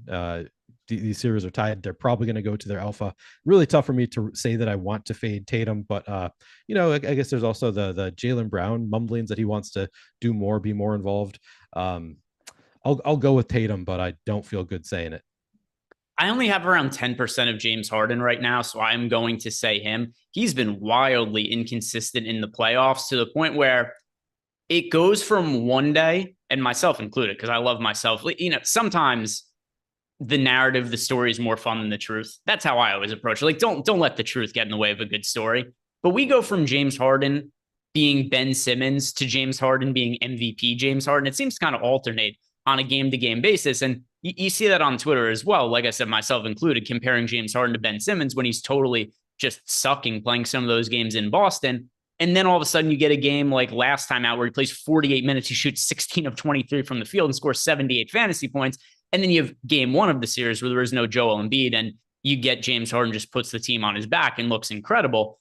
But the point here is he is picking up a decent amount of ownership and he's been so inconsistent in this series. Game 1, 61 fantasy points. Game 2, 32. Game 3, 42. Then last game, 78. If the field is going to kind of be on him because he just played well last game and he's been so inconsistent, I prefer to be underweight to the field on him. Yeah, makes sense. You see that Jordan ran a new poll where he says, who's the best player on the Suns? No troll. No troll. I like that. No troll. So this is the real deal from Jordan. And let's see where the people are going to lean here. By the way, how are we getting such different results now? Now we've got everybody going towards Kevin Durant. But this is really going to be no use, is it? People want to vote. The first poll, people are voting Devin Booker and Bismack Biyombo. The second one, they're voting Kevin Durant. Well, now we know that Bismack Biyombo and Kevin Durant are like in the same kind of camp. So like people who really wanted to vote Kevin Durant were pulled off onto Bismack Biyombo, just tight between those two. Yep. We'll see. I might put a poll up on Twitter about this later because I am pretty interested to see where the public is generally at on this. And we got some other super chats piling in. So let's start answering those. And I knew we were going to get this to start. Ace of Spade, our friend who always is asking us about DK tiers. He wants to know DK tiers, favorite options. Yes, sir. So let's pull this up. DK tiers. And by the way, tier 1 is once again where we just have all of these studs to choose from. Although, is this a little I'll let you drink. What's the beer of choice tonight, by the way, Neil? It's called H2O. It's just water. No beer tonight. I'm going to trivia after this, so I'm going to drink beer at trivia. What's the alcohol content of this H2O? This one is 0.0. You'd be shocked. It's really refreshing, this 0.0 kind of beer. Yeah, I don't believe you. There's that's spiked with something in there. I mean, it wouldn't be shocking if it was, but no, I like my water and my beer. I drink them separately. I drink a lot of both. You don't mix them ever? There's no. I mean, there's water in beer, so I guess technically I do mix them. No, I mean, not like watered down beer. I'm not suggesting you drink like Bud Light or anything like that. But like, you won't have a meal where you have beer and water. It's one or the other. Oh no, I'll have them both. I'll have them both. Okay, I wasn't sure you meant by not mixing them, but that aside. We've got the same kind of thing to talk about in tier 1. The other thing I wanted to say too, is this a little disrespectful? Jason Tatum in tier 2 today, not in tier 1. That is disrespectful. So tier 1 is Nikola Jokic. It just has to be where we don't have to worry about price as much in tiers, but tier 1 is Nikola Jokic, Joel Embiid, Kevin Durant, and Devin Booker. That becomes Nikola Jokic. And then in tier 2, where you can play Jason Tatum, it's Jason Tatum. Yeah. So tier 1, Jokic, tier 2, Tatum. Now we get into tier 3. Tier 3, my favorite play of choice is Aaron Gordon. Tier 4 for me is DeAndre Ayton. Tier 5, KCP, Kentavious Caldwell-Pope. And then tier 6, a man that we briefly talked about before, Jock Landale. Clearly, obviously, is just leverage off of everybody's favorite player, Bismack Biyombo. I'm curious, as you were building out lineups for classic contests, Neil, was Landale somebody you were also getting to in that format? Was I? That's a good question. Not by anything that I did. I got to 5%. I'm calling him Jack Landale, by the way. I don't know if you got that memo. Just going Jack Landale is way less confusing for me. So yeah, I got to 5% Jack Landale. He's very similar to Isaiah Hartenstein to me from last night. Now, here's the downside of this. Isaiah Hartenstein didn't work out very well for me yesterday. Yeah. But I still believe there was an upside there. And it's really similar with Landale. And, it's kind of interesting. So now that I think about it, you said you were getting to a bunch of Jokic and Embiid lineups. Yeah, you're not going to get to Landale if you're playing lineups with Jokic and Embiid because you can only play so many centers. True. And I think probably because my second favorite pay-up option is Durant, it kind of opens up other possibilities for other centers for me to play. I like Landale as a not necessarily low-owned play, but 27% projected ownership, and I'm a little bit overweight to him. It's just because of his points, his ability to score fantasy points just really efficiently per minute. So if you get one of these scenarios where Ayton gets in foul trouble or they just go away from Ayton, which the Suns been doing a little bit, we've seen an upside for Landale. So I'm going to be playing him and trying to capture some of that upside. It's so hard for me to not want to play DeAndre Ayton. I think is a big problem. I see DeAndre Ayton 5,600. I'm like, I know that they've won the past 2 games with DeAndre Ayton like playing 26 and 27 minutes, but still, it's just like, man, if DeAndre Ayton just gets regular minutes at 5,600, I can't help wanting to play him. And I'm playing him as well. And if I look at my center exposures, actually, it is Jokic is my most rostered center, Landale second, Ayton third, and then Embiid fourth. So I'm still playing Ayton, and I actually am right around even with the field on Ayton at the moment. But it doesn't necessarily prohibit me from getting to Landale. They're just guys I probably wouldn't want to play together. Yep. Agreed. Let's see what else we have in the super chats. James Magruder, top 3 highest projected values on DK, and thank you. So Neil, if you have the projections pulled up, where's the top 3 points per dollar plays in our projections? They are. Nikola Jokic is actually the best point per dollar play in the projections right now, with the value of 6.1. That is insane. Followed by Joel Embiid, by the way. So the top 2 in terms of point per dollar value are actually Jokic and Embiid. Third is Marcus Smart at 5,200. We've got him projected for about 29 fantasy points. He looks really good. Jamal Murray looks really good right behind him at 8,100. We've got him projected for 44.4 fantasy points. And then it's a mix of guys who I have adjusted their projections, so they probably are not actually there. Brogdon looks pretty good at 5,300, projection of just under 27. Bruce Brown looks really good at 4,500. I'm getting to a ton of Bruce Brown in my preliminary crunches. We've got him projected for 23 fantasy points at 4,500. And then the final one, KCP, I'm also getting to a ton of. We've got him projected for 22 fantasy points in 33 minutes at 4,300. So I'm going to adjust to get less, but currently like preliminary runs without adjusting anything, I got to a ton of both of Bruce Brown and Kentavious Caldwell-Pope. Yeah, I have a good amount of both of them as well. Overall, Denver is the team that I'm getting the most exposure to by a fairly wide margin. Like I have got a bunch of Jokic, KCP, Jamal Murray, Bruce Brown, Jock Landale. Oh, no, that's other side of the game. But just in general, that late game, I do get the most exposure to. But sorry, just to reread. Jokic, KCP, Jamal Murray, Bruce Brown, Aaron Gordon, I'm getting a good amount of exposure to. Yeah, nobody else that I really have a bunch of from Denver, but this is the team that I have the most of overall. And then the team I have the second most of is the Phoenix Suns. So I'm going to be definitely hoping that lower scoring first game, potentially a blowout, because just looking at the exposure I have right now, that's where I'm leaning towards, a lot more towards the later game on the slate. Is that what it looks like is the same for you to this point? Yeah, definitely going to have more of that later game. I do have a ton of Marcus Smart right now. Probably going to cut back on the 90% I have right now. But other than that, I guess I have a good amount of Tobias Harris, but just generally looking at these, yeah, I have way more overall exposure to the Denver Phoenix game. Yeah, that's where I'm at as well. So boo the first game and go the second game. That's right. Thank you for the super chat, James. The next super chat is from Colin Mahone.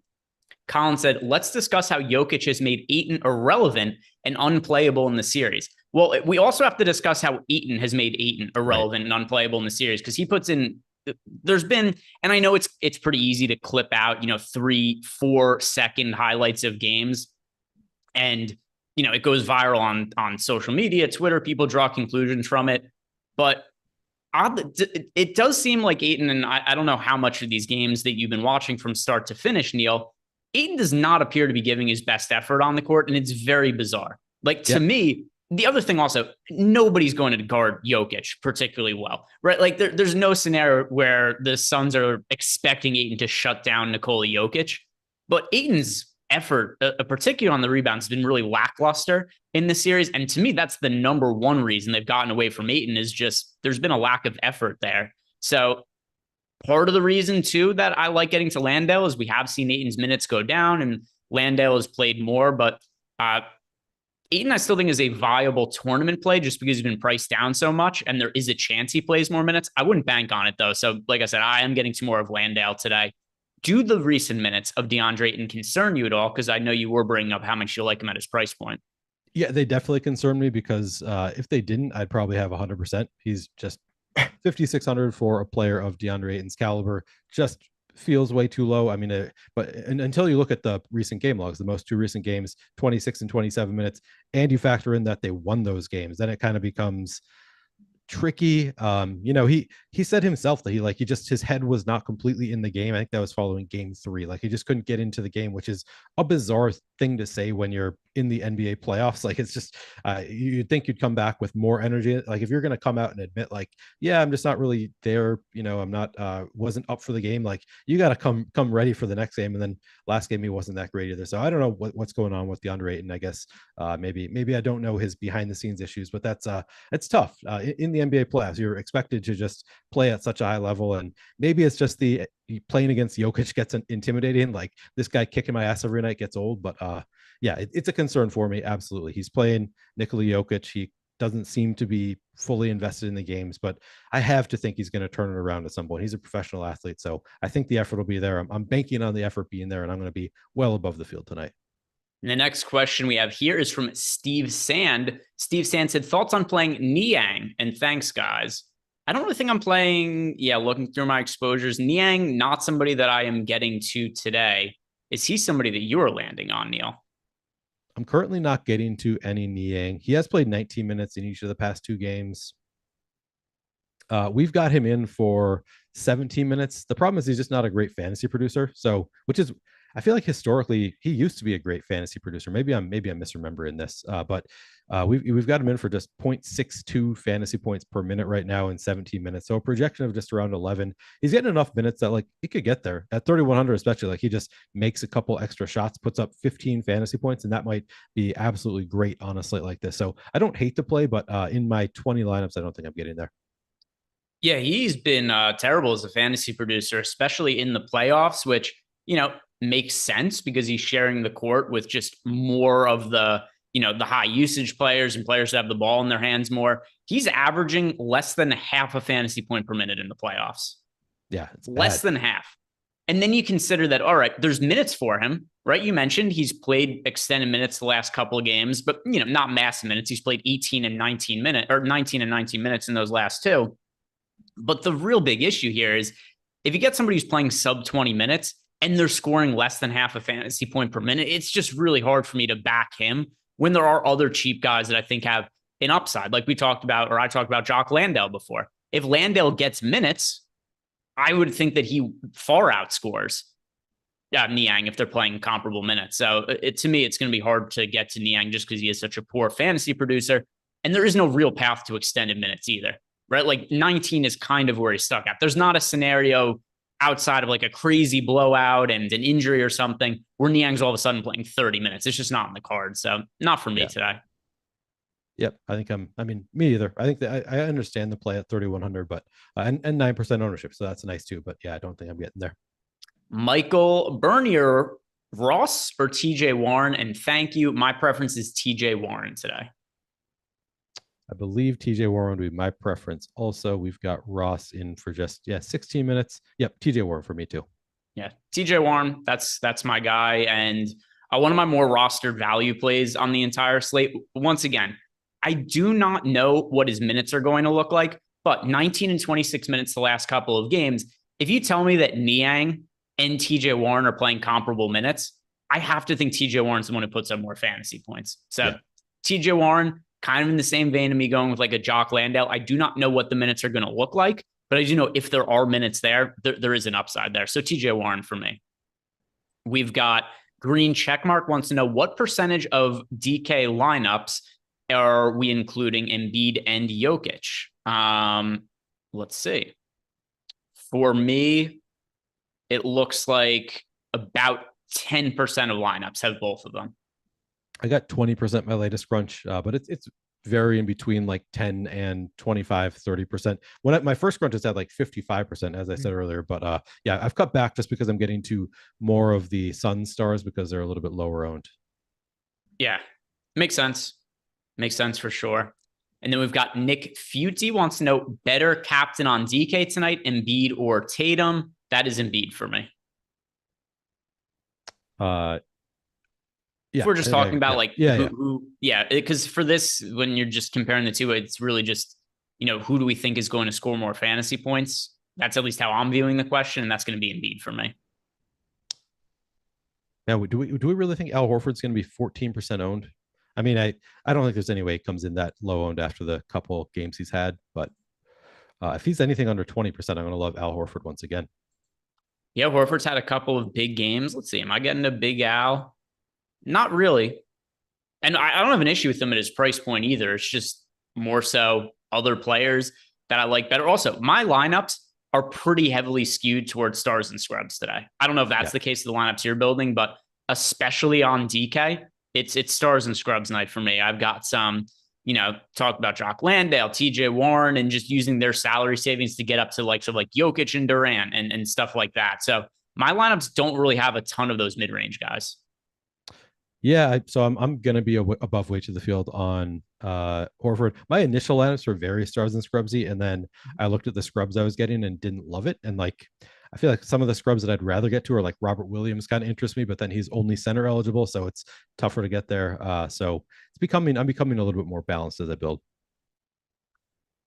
Yeah, I don't think I'm going to be, but also like I don't envision myself changing the lineups I've already built unless something crazy changes. So it's going to be stars and scrubs for me, but I guess that's probably going to be chalkier builds looking at some of the initial ownerships here. Jose Morales wants to know who is the best forward 4,600 and under on DK. Jose, thank you for the super chat. Let's see, 4,600 and lower and forward. So it's small forward or power forward. Bruce Brown. No other position. Yeah, Bruce Brown. Pretty easily Bruce Brown, by the way. Yeah. Bruce Brown. If you already, I guess we should also get Bruce Brown's fairly popular.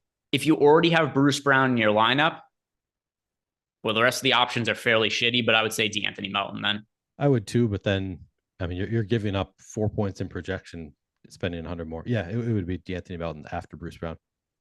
All right. So that takes care of those super chats. Thank you guys. And let's go into the Discord channel. Although first, I do want to mention we are sponsored today by BetMGM.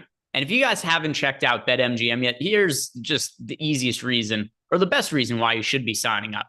If you sign up at BetMGM using the link that we have below, you're going to get 1 free month of Stokastic Plus Platinum. And in addition to that, a deposit bonus of up to $100. So BetMGM, go take advantage of it for no other reason than if you are a DFS player and you want to get access to all the tools we have at the site and you want to know just the cheapest way to get your foot in the door, sign up using the link we have below because that is going to get you 1 free month of Stokastic Plus Platinum. And then also, don't forget, if you or your friend has a gambling problem, call or text the number 1-800-GAMBLER. Now, let's go back to Discord and look at the questions that we have in here. So Discord, one of the perks of being a Stokastic Plus Platinum member also is you get access to our Discord. And Basti G wants to know who are most exposed players by position on DK. Yes. So let's look at this. And yeah, so we'll answer for DraftKings. Neil, you and I will go back and forth, and then I'll just add in for FanDuel as well, who I get the most of. For me at point guard, it is Marcus Smart on DraftKings. How about yourself at point guard? Same. Shooting guard for me, KCP, Kentavious Caldwell-Pope. Same. Small forward is TJ Warren. I'm getting more Bruce Brown. Okay. Power forward for me is also TJ Warren. Let me think if there's somebody else that I'll throw in there then. I guess Kevin Durant then I'll say is my second most. Like, I have a bunch of guys that are fairly similar, but Kevin Durant there. Power forward for you? I got Tobias Harris. Center for me, Nikola Jokic, and then second, said it before, Jock Landale. So center, I assume your most rostered is Jokic. If not, tell me who it is. And if it is Jokic, who's your second most rostered? It is Jokic. My second most rostered is Ayton. Okay, there we go. By the way, and like I said before, number one for me is Jokic, 2 Landale, 3 Ayton, and then 4 is Joel Embiid. Then we have a one more super chat from James McGrew, then we'll get back to Discord. James wants to know Warren and Murray or Gordon and Brogdon? Warren and Murray or Gordon and Brogdon? That's Warren and Murray for me. Yeah, I imagine that's what I'm getting to more of at the very least. I mean, there's a case to be made because the number 2 on the second one is so much better than TJ Warren, but yeah, it's still going to be Warren and Murray for me. All right. So there we go. We are on the same page with that. For reasons unknown, my phone just turned its flashlight on while I was sitting here reading Discord. So that's weird. But that aside, Sick Mosh wants to know, is it okay to get to Joker and cash on FanDuel? Yes, absolutely. If you like him, even though he's so low owned at the moment, he's not that low owned on FanDuel. He's not as popular as he is on DraftKings, but we still have Jokic projected for, let's see, Jokic's ownership on FanDuel is, I mean, it's still 28%. It's still hefty. The only player that's projected for more ownership at the center spot on FanDuel than Jokic is Joel Embiid because he's a little bit cheaper. But Joel Embiid is projected for 31% ownership. Jokic is projected for 28%. The reason the ownership is lower on FanDuel than DraftKings is not a knock against Jokic. It's because you can only roster one center on FanDuel. You can roster multiple of them on DK. So I don't have any issue with Jokic in cash. And once again, the low ownership, it's a little bit skewed. He's not going to be as popular as other players with multi-position eligibility. He's still the second most popular center on FanDuel. Go ahead and play him in cash games, and I don't think you should have any reservations about it. Zach Attack wants to know, how often would you feel comfortable getting 3 sub 4K guys in one lineup to fit more than one stud on FanDuel? Let's see. So who are some of the cheap guys that I got a good amount of exposure to? By the way, in general, I have no issue with that at all. And let's see. Today, who are some of the guys? So like TJ Warren, I get exposure to a good amount today on FanDuel. Josh Okogie. Yeah, I get to some, not a ton. Some of PJ Tucker. I will say the cheap options are better on DraftKings than on FanDuel, but I don't have an issue if you had some lineups that are stars and scrubs on FanDuel and have, like a TJ Warren, Josh Okogie, PJ Tucker. Maybe you could also say Terrence Ross. I don't know that I'd feel great about having Terrence Ross and TJ Warren in the same lineup. I would say I wouldn't have too many builds like that on FanDuel, but it's definitely viable. Yep. Yeah, I don't love it, but I agree with you. It's viable. If I were playing 150, I'd probably get to some. If I were hand building, it's probably not the first place I'd go just because those sub 4,000 players look pretty ugly. The next question that we have here is from De Niro, movie star. Which 2 of these 3 do you like the most? KCP, Bruce Brown, DeAnthony Melton. Very easy. KCP and Bruce Brown. Here's how I think we need to answer it, Neil, because you're going to do the same. Fuck, marry, kill. KCP, Bruce Brown, DeAnthony Melton. Who are you going to have sex with? Who are you marrying? And who are you killing tonight? Ooh, I'm going to have sex with Bruce Brown. No, I'm going to marry Bruce Brown. Marrying Bruce Brown, having sex with KCP, and I'm killing DeAnthony Melton. Is that the third option? Yeah, I totally agree. I think we're killing DeAnthony Melton. Yeah. I would say Bruce Brown is the best option of the 3. He's coming in at lower ownership than KCP. He's 200 more, but also projects a fantasy point better. So it's going to be, marrying Bruce Brown, fucking KCP, killing Melton. I like your taste. I like your taste in basketball players. Thank you. We're going to definitely have some competition because, unless this is going to be a three-way relationship, there's going to have to be some sort of negotiations, give and take involved in more ways than one. But yeah, we are fuck, marrying, and killing the exact same players in that scenario that was laid out by me. Any other questions that we have in Discord? Not at the moment, but I did see that we had a super chat that came in, so I want to make sure that we answer that one. And this super chat is from, actually, we got a few of these that came in. First, SMP. Are we doing anything with this Peyton Watson news? I'm not. No. But I also don't know what the Peyton Watson news is. So this was also something that briefly in between shows that Josh and Adam and we're talking about in between with Peyton Watson. There's a chance that he's in the rotation today. I don't even totally buy that he ends up playing. But then even if he does, like, could we expect anything from him? Like, there's so many things that need to happen. Number one, he needs to actually be in the rotation. I don't know that's going to be the case. The other thing that needs to happen is he needs to get minutes, right? Because even if you're like, oh, cool, Peyton Watson played 8 minutes, who gives a shit? You don't want to play him if he played 8 minutes. So you need him to get extended minutes, and then you actually need him to be good in those minutes. It's so many things that need to happen that I just do not think are realistic, that it is a no for me. The most likely scenario to me is still that he just doesn't see the court. I agree. So I was just reading up on the notes of what was said, that Malone would like to use him in a playoff game if the situation comes up. Yeah, that's not news to me. That's just that's coach speak. But I think if it were actionable at all, it would just be a downgrade to our favorite plays here, Bruce Brown and Kentavious Caldwell-Pope. So you could let it scare you off them if you want, but I don't think I'm doing anything with it. The other thing too about just these nonsensical things that coach says, I would like to play him. It's your fucking choice. If you want to play him, go play him. It's not like, oh, like I hope the stars align so I could play Peyton Watson. It's your call. If you want to play him, go play him. And he has had sad I can't play. He has had all year to play Peyton Watson, has opted not to. Yeah. We saw Peyton Watson play 3 minutes in game 1 of the series, which was decided by 18 points. It was a blowout. There have been other games in the playoffs that have been blowouts, and he hasn't even given him run in those kind of scenarios. In the regular season, he wasn't playing him all the time in blowout. So it would be so weird to me that it's like, when we're going to give Peyton Watson a look to see what he's got, the Western Conference semifinals in the middle of the series when it's tied at 2-2. It doesn't really make a lot of sense. The situation he's referring to is a major blowout. Yeah, the situation he's referring to is the game is a blowout and there's 2 team buses, one with the starters and one with the backups, and the starters bus gets into an accident on the way to the stadium. Yeah. That's the scenario where he would maybe be using Peyton, although I don't think he'd want to use him in that scenario. They'd probably be a little sad. It's so unlikely to me that Peyton Watson plays any kind of significant minutes and matters today. So, by the way, clip this for later when Peyton Watson comes in the game and plays like 8 minutes and scores 20 fantasy points. Right. No, he's going to play 32 minutes tonight. Yeah. James Magruder said, they're just going to give Jamal Murray lost the starting job to Peyton Watson. Super chat from James Magruder. Warren and Murray or Brogdon and Gordon, who has more points? That is Warren and Murray to me. I just want to say, Colin Mahone says Bruce Brown's ownership is not lower than KCP's. I refreshed and he's correct. Now we do have KCP lower than Bruce Brown. He wanted us to play fuck, marry, kill again, I guess. I don't know if that changes it enough, but they're still those two are much better than D'Anthony Melton at the very least. Bruce Brown could still get it.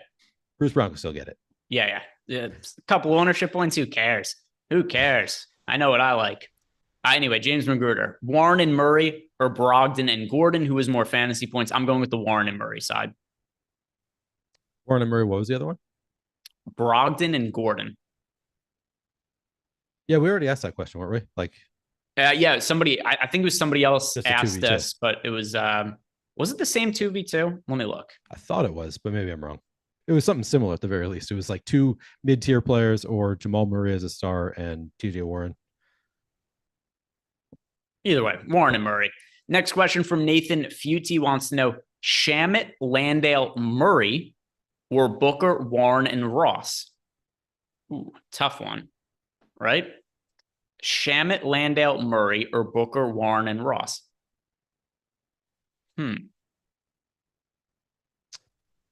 Probably the latter. But I'm going to say Booker, Warren, and Ross. I think it is more upside. Yeah. But I don't love Terrence Ross. Of all the players you've laid out for us here, Terrence Ross is my least favorite. Agreed. But I like Warren as a value play better than I like Warren better than Shamet. But I'll go Booker, Warren, Ross. Final answer. Lock it in. Lock it in. Lock it in. My filler, pick one. Jeff Green or Grant Williams. Well, these would be 2 people on the kill list. Jeff Green. I guess I'll go Jeff Green. I don't like either of them today, though. Are you getting exposure to either? I thought it was getting. Let me check. My latest run, I'm not getting to any. I initially was actually getting to a little bit of Jeff Green, but we've got him a couple fantasy points better than Grant Williams, and what is he, $100 less expensive? So just based on our stuff, I like Jeff Green better. And then we've got a super chat here from Eddie Seja. Eddie wants to know large DK GPP, Brown and Brown or Gordon and Maxey.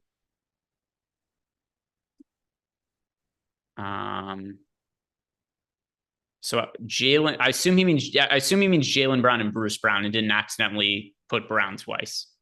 Okay. I always get tripped up on that time. I'm going to assume so Jalen Brown and Bruce Brown or Gordon and Maxey.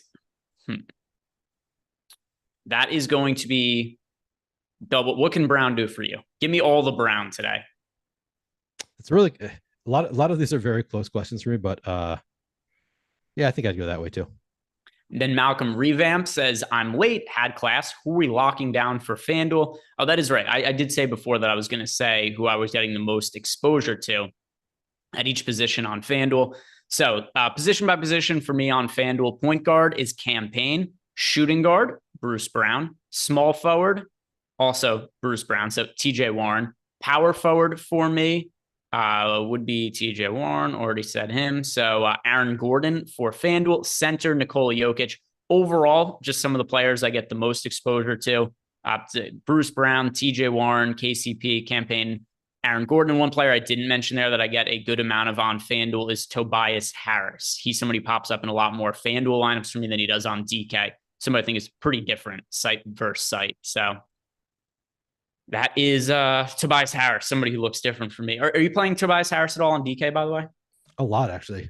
Oh, interesting. Yeah, I was just responding to this question from Marquee Music Group asking about Tobias Harris versus Michael Porter Jr. And I'm getting to a ton of Tobias Harris I've actually lowered his projection. I still have 65% Tobias Harris. Apparently he just fits really nicely into lineups. But if it were like a last man in situation, I would prefer MPJ at slightly lower ownership, the higher price tag. So if it's a 1v1 in the Utah spot, I'd probably go MPJ, but I'm playing a lot more Tobias Harris. Yeah, actually, as I'm looking through my lineups, I do have more Tobias Harris than I realized. I do think he's actually a little bit under-owned. Oh, no, never mind. I was looking at the wrong number there. 40%. Yeah, so I'm around close with the field on Tobias Harris, but still, FanDuel, I find him to be very difficult to get away from. Tobias Harris, really strong play on FanDuel, where the small forward and power forward options are a little bit harder, especially because on FanDuel, you have Kevin Durant is 11,200. So it's somebody who's a lot more expensive. I find him harder to get to on FanDuel than on DraftKings. But yeah, Tobias Harris is somebody I have more exposure to than I realized. Now let's see what else we are getting in terms of questions. And in Discord, we are all caught up. If we have all the super chats here, which we do, let's talk about some of our favorite bets for the day, right? I already said that we're sponsored by BetMGM today. But let's help people find some bets that they might like getting to. Because if you guys go and check out NBA Bet Pro, and if you haven't checked it out yet, we have a 7-day free trial available that you can get access to by clicking on the link below. And if you are betting on sports and you are not using NBA Bet Pro, I think you're making a mistake, because not only do we have all of our projections, which are going to tell you the projected odds of each bet winning, losing, projected ROI, we also are going to tell you which book offers the best available line, which is a lot more convenient than just comparing book and opening all of them up and trying to figure out where all the best lines are. In BetPro, it is going to do it for you. It is going to tell you which books have the best bets and which ones also have the highest expected ROI. As of now, our number one projected ROI bet of the day, Bruce Brown, who we're talking about before. We like him for DFS purposes. Well, you could bet him on DraftKings for over 2.5 assists at plus 150 odds, and we have that projected for a 17% expected EV. So that is one that's a really good looking bet for us. Bruce Brown over on DraftKings. And also, I'm going to highlight a BetMGM bet because they are sponsoring the show today. And our number one bet over at BetMGM today is under 2.5 threes for Tyrese Maxey. That is a plus money bet. We have been projected for just a little bit underneath 2.5. So we have it winning 53% of the time, but it's at plus money. So good for a 6% EV there. So Tyrese Maxey, under 2.5 threes at plus money. Good looking bet for us over at BetMGM. Now, double checking, make sure we didn't miss out on any questions here, which we are good. So, Neil, we haven't really talked about contrarian options today. Are there any players that are lower owned that you're well overweight to the field to? I mean, I referenced it earlier, but I do like Al Horford actually quite a bit. At our projected ownership is just way too low for me. For Al Horford, we've got him at 13.5%. I have 40% in my 20 lineup. So taking a pretty big stand there. He's had a couple great games in a row. Wouldn't surprise me if the ownership actually comes up above 13.5%, but he's just one of those players that I know has the upside for 40 fantasy points. And on a 2-game slate, that would be fantastic. So I'd say he's from the Celtics, the most interested in me. Robert Williams would be right there if not for the fact that he's only center eligible. That's part of the reason I also love Horford, is that he is power forward eligible as well. So from the Celtics, I would say Horford. Nobody super contrarian from the Nuggets that I'm playing.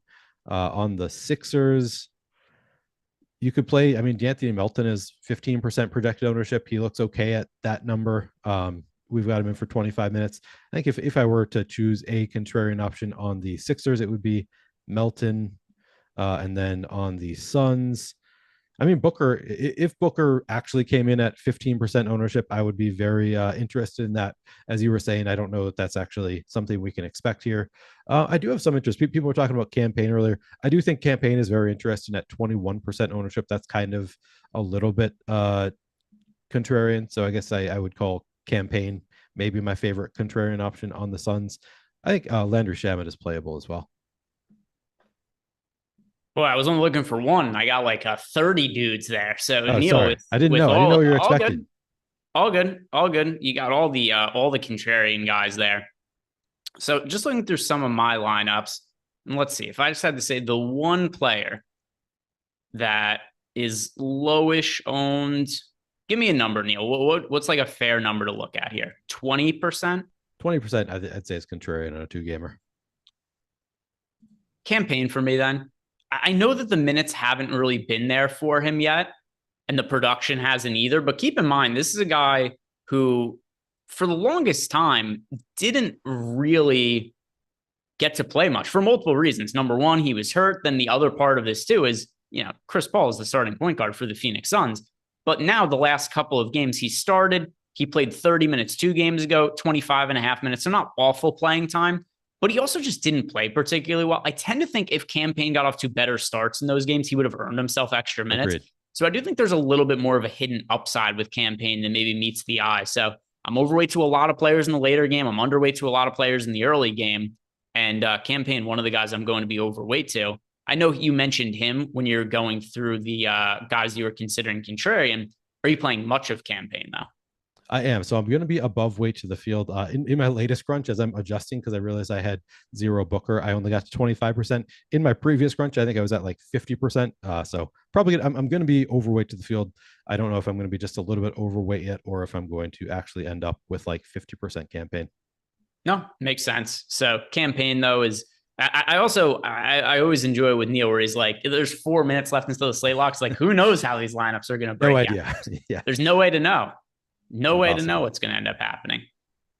So something else, too, that I want to point out to you guys, because we were just talking about DraftKings, but I also want to say for FanDuel, let's see, who's a contrarian player I'm overweight to there? I'm not going to I'm overweight to Jokic. I'm not going to say him as a contrarian play. Shamet's only 12% owned on FanDuel, and it is a little bit harder to come by value there. There isn't a ton of upside in Shamet, but I could definitely see a case, because I'm overweight to him. I could see a scenario where a couple of studs go off on FanDuel and just need the salary savings. And maybe you get a game not quite the same as last one from Sham. He's not going to make over 50% of his threes, but there's a scenario where he scores like 15, 16 fantasy points and lands in the optimal lineup just because a bunch of studs go off. So Landry Shamet is a contrarian play that I'm overweight to on FanDuel. We have him projected for just a little bit over 10% ownership, Shamet, today on FanDuel. So that's somebody who I like getting overweight to. On the flip side, Neil, who are you rooting against today? Who are you underweight to the field to when you go, if this guy goes off, I'm screwed? Apparently Jamal Murray. I only have 10% Jamal Murray, and he's coming in at 44% ownership. I don't love it. I don't want to be Jamal Murray is certainly scary. He's been so good in the playoffs. But currently he is the player who, just sorting by ownership, the one that I'm immediately stands out that I'm well underweight to the field on. Let's see. For me, I'm not all that dissimilar on Jamal Murray. I'm fairly underweight to the field on Joel Embiid, which is scary. He's projected for nearly 40% ownership. I went elsewhere with some of my pay-up options. So I ended up with 15% Joel Embiid. So I'm going to be rooting against him pretty heavy. I know before you were really heavily exposed to Joel Embiid. Did that come down over the course of the show, stay the same, or maybe even go up? Yeah, I'm currently at 20% Joel Embiid. So, a little bit more than half the field on Embiid, which scary, but it's partially just the position. I do have 100% Jokic, so that's part of it. Just takes up one of my center spots, and then I have interest in Al Horford. I have interest in I'm playing a lot of DeAndre Ayton, and then some Robert Williams. So it just doesn't leave me a lot of space to get to as much Embiid. So we got a question in Discord. By the way, was it King Youssef who messaged you and asked about, because somebody in Discord asked Tobias Harris versus Michael Porter Jr. And I knew you said that you were answering somebody. It wasn't in Discord, was it? No, that was in YouTube chat. Okay. So I have fairly similar exposures actually to Tobias Harris and Michael Porter Jr. So just considering that MPJ is projected for a lot less ownership, I'm going to say it depends on your lineup. If your lineup is already fairly chalky, I'd say go with Michael Porter Jr. If you're not all that concerned with the ownership in your lineup, then I would say go with Tobias Harris. What did you end up telling the person that you were messaging before? I said that I just said I'm going to have more of Tobias Harris, but if it's a 1v1 in the util spot and I have 50, 100 left over, I go to MPJ for the lower ownership. And then we have, nope, that is all of the questions that we have in Discord, and we are right at lock here. So if you guys have not done it yet, do us a favor, like the video, subscribe to the YouTube channel. Don't forget, if you guys want 1 month access to Stokastic.com, you can sign up at our sponsor, BetMGM. You sign up using that link. You make a deposit, minimum $10, just $10, and you get 1 month of Stokastic Plus Platinum. So check that out. Sign up using the link we have below. Other than that, guys, I hope you have a great night. Enjoy the basketball games. Neil and I are out of here. We'll be back tomorrow, so catch you then.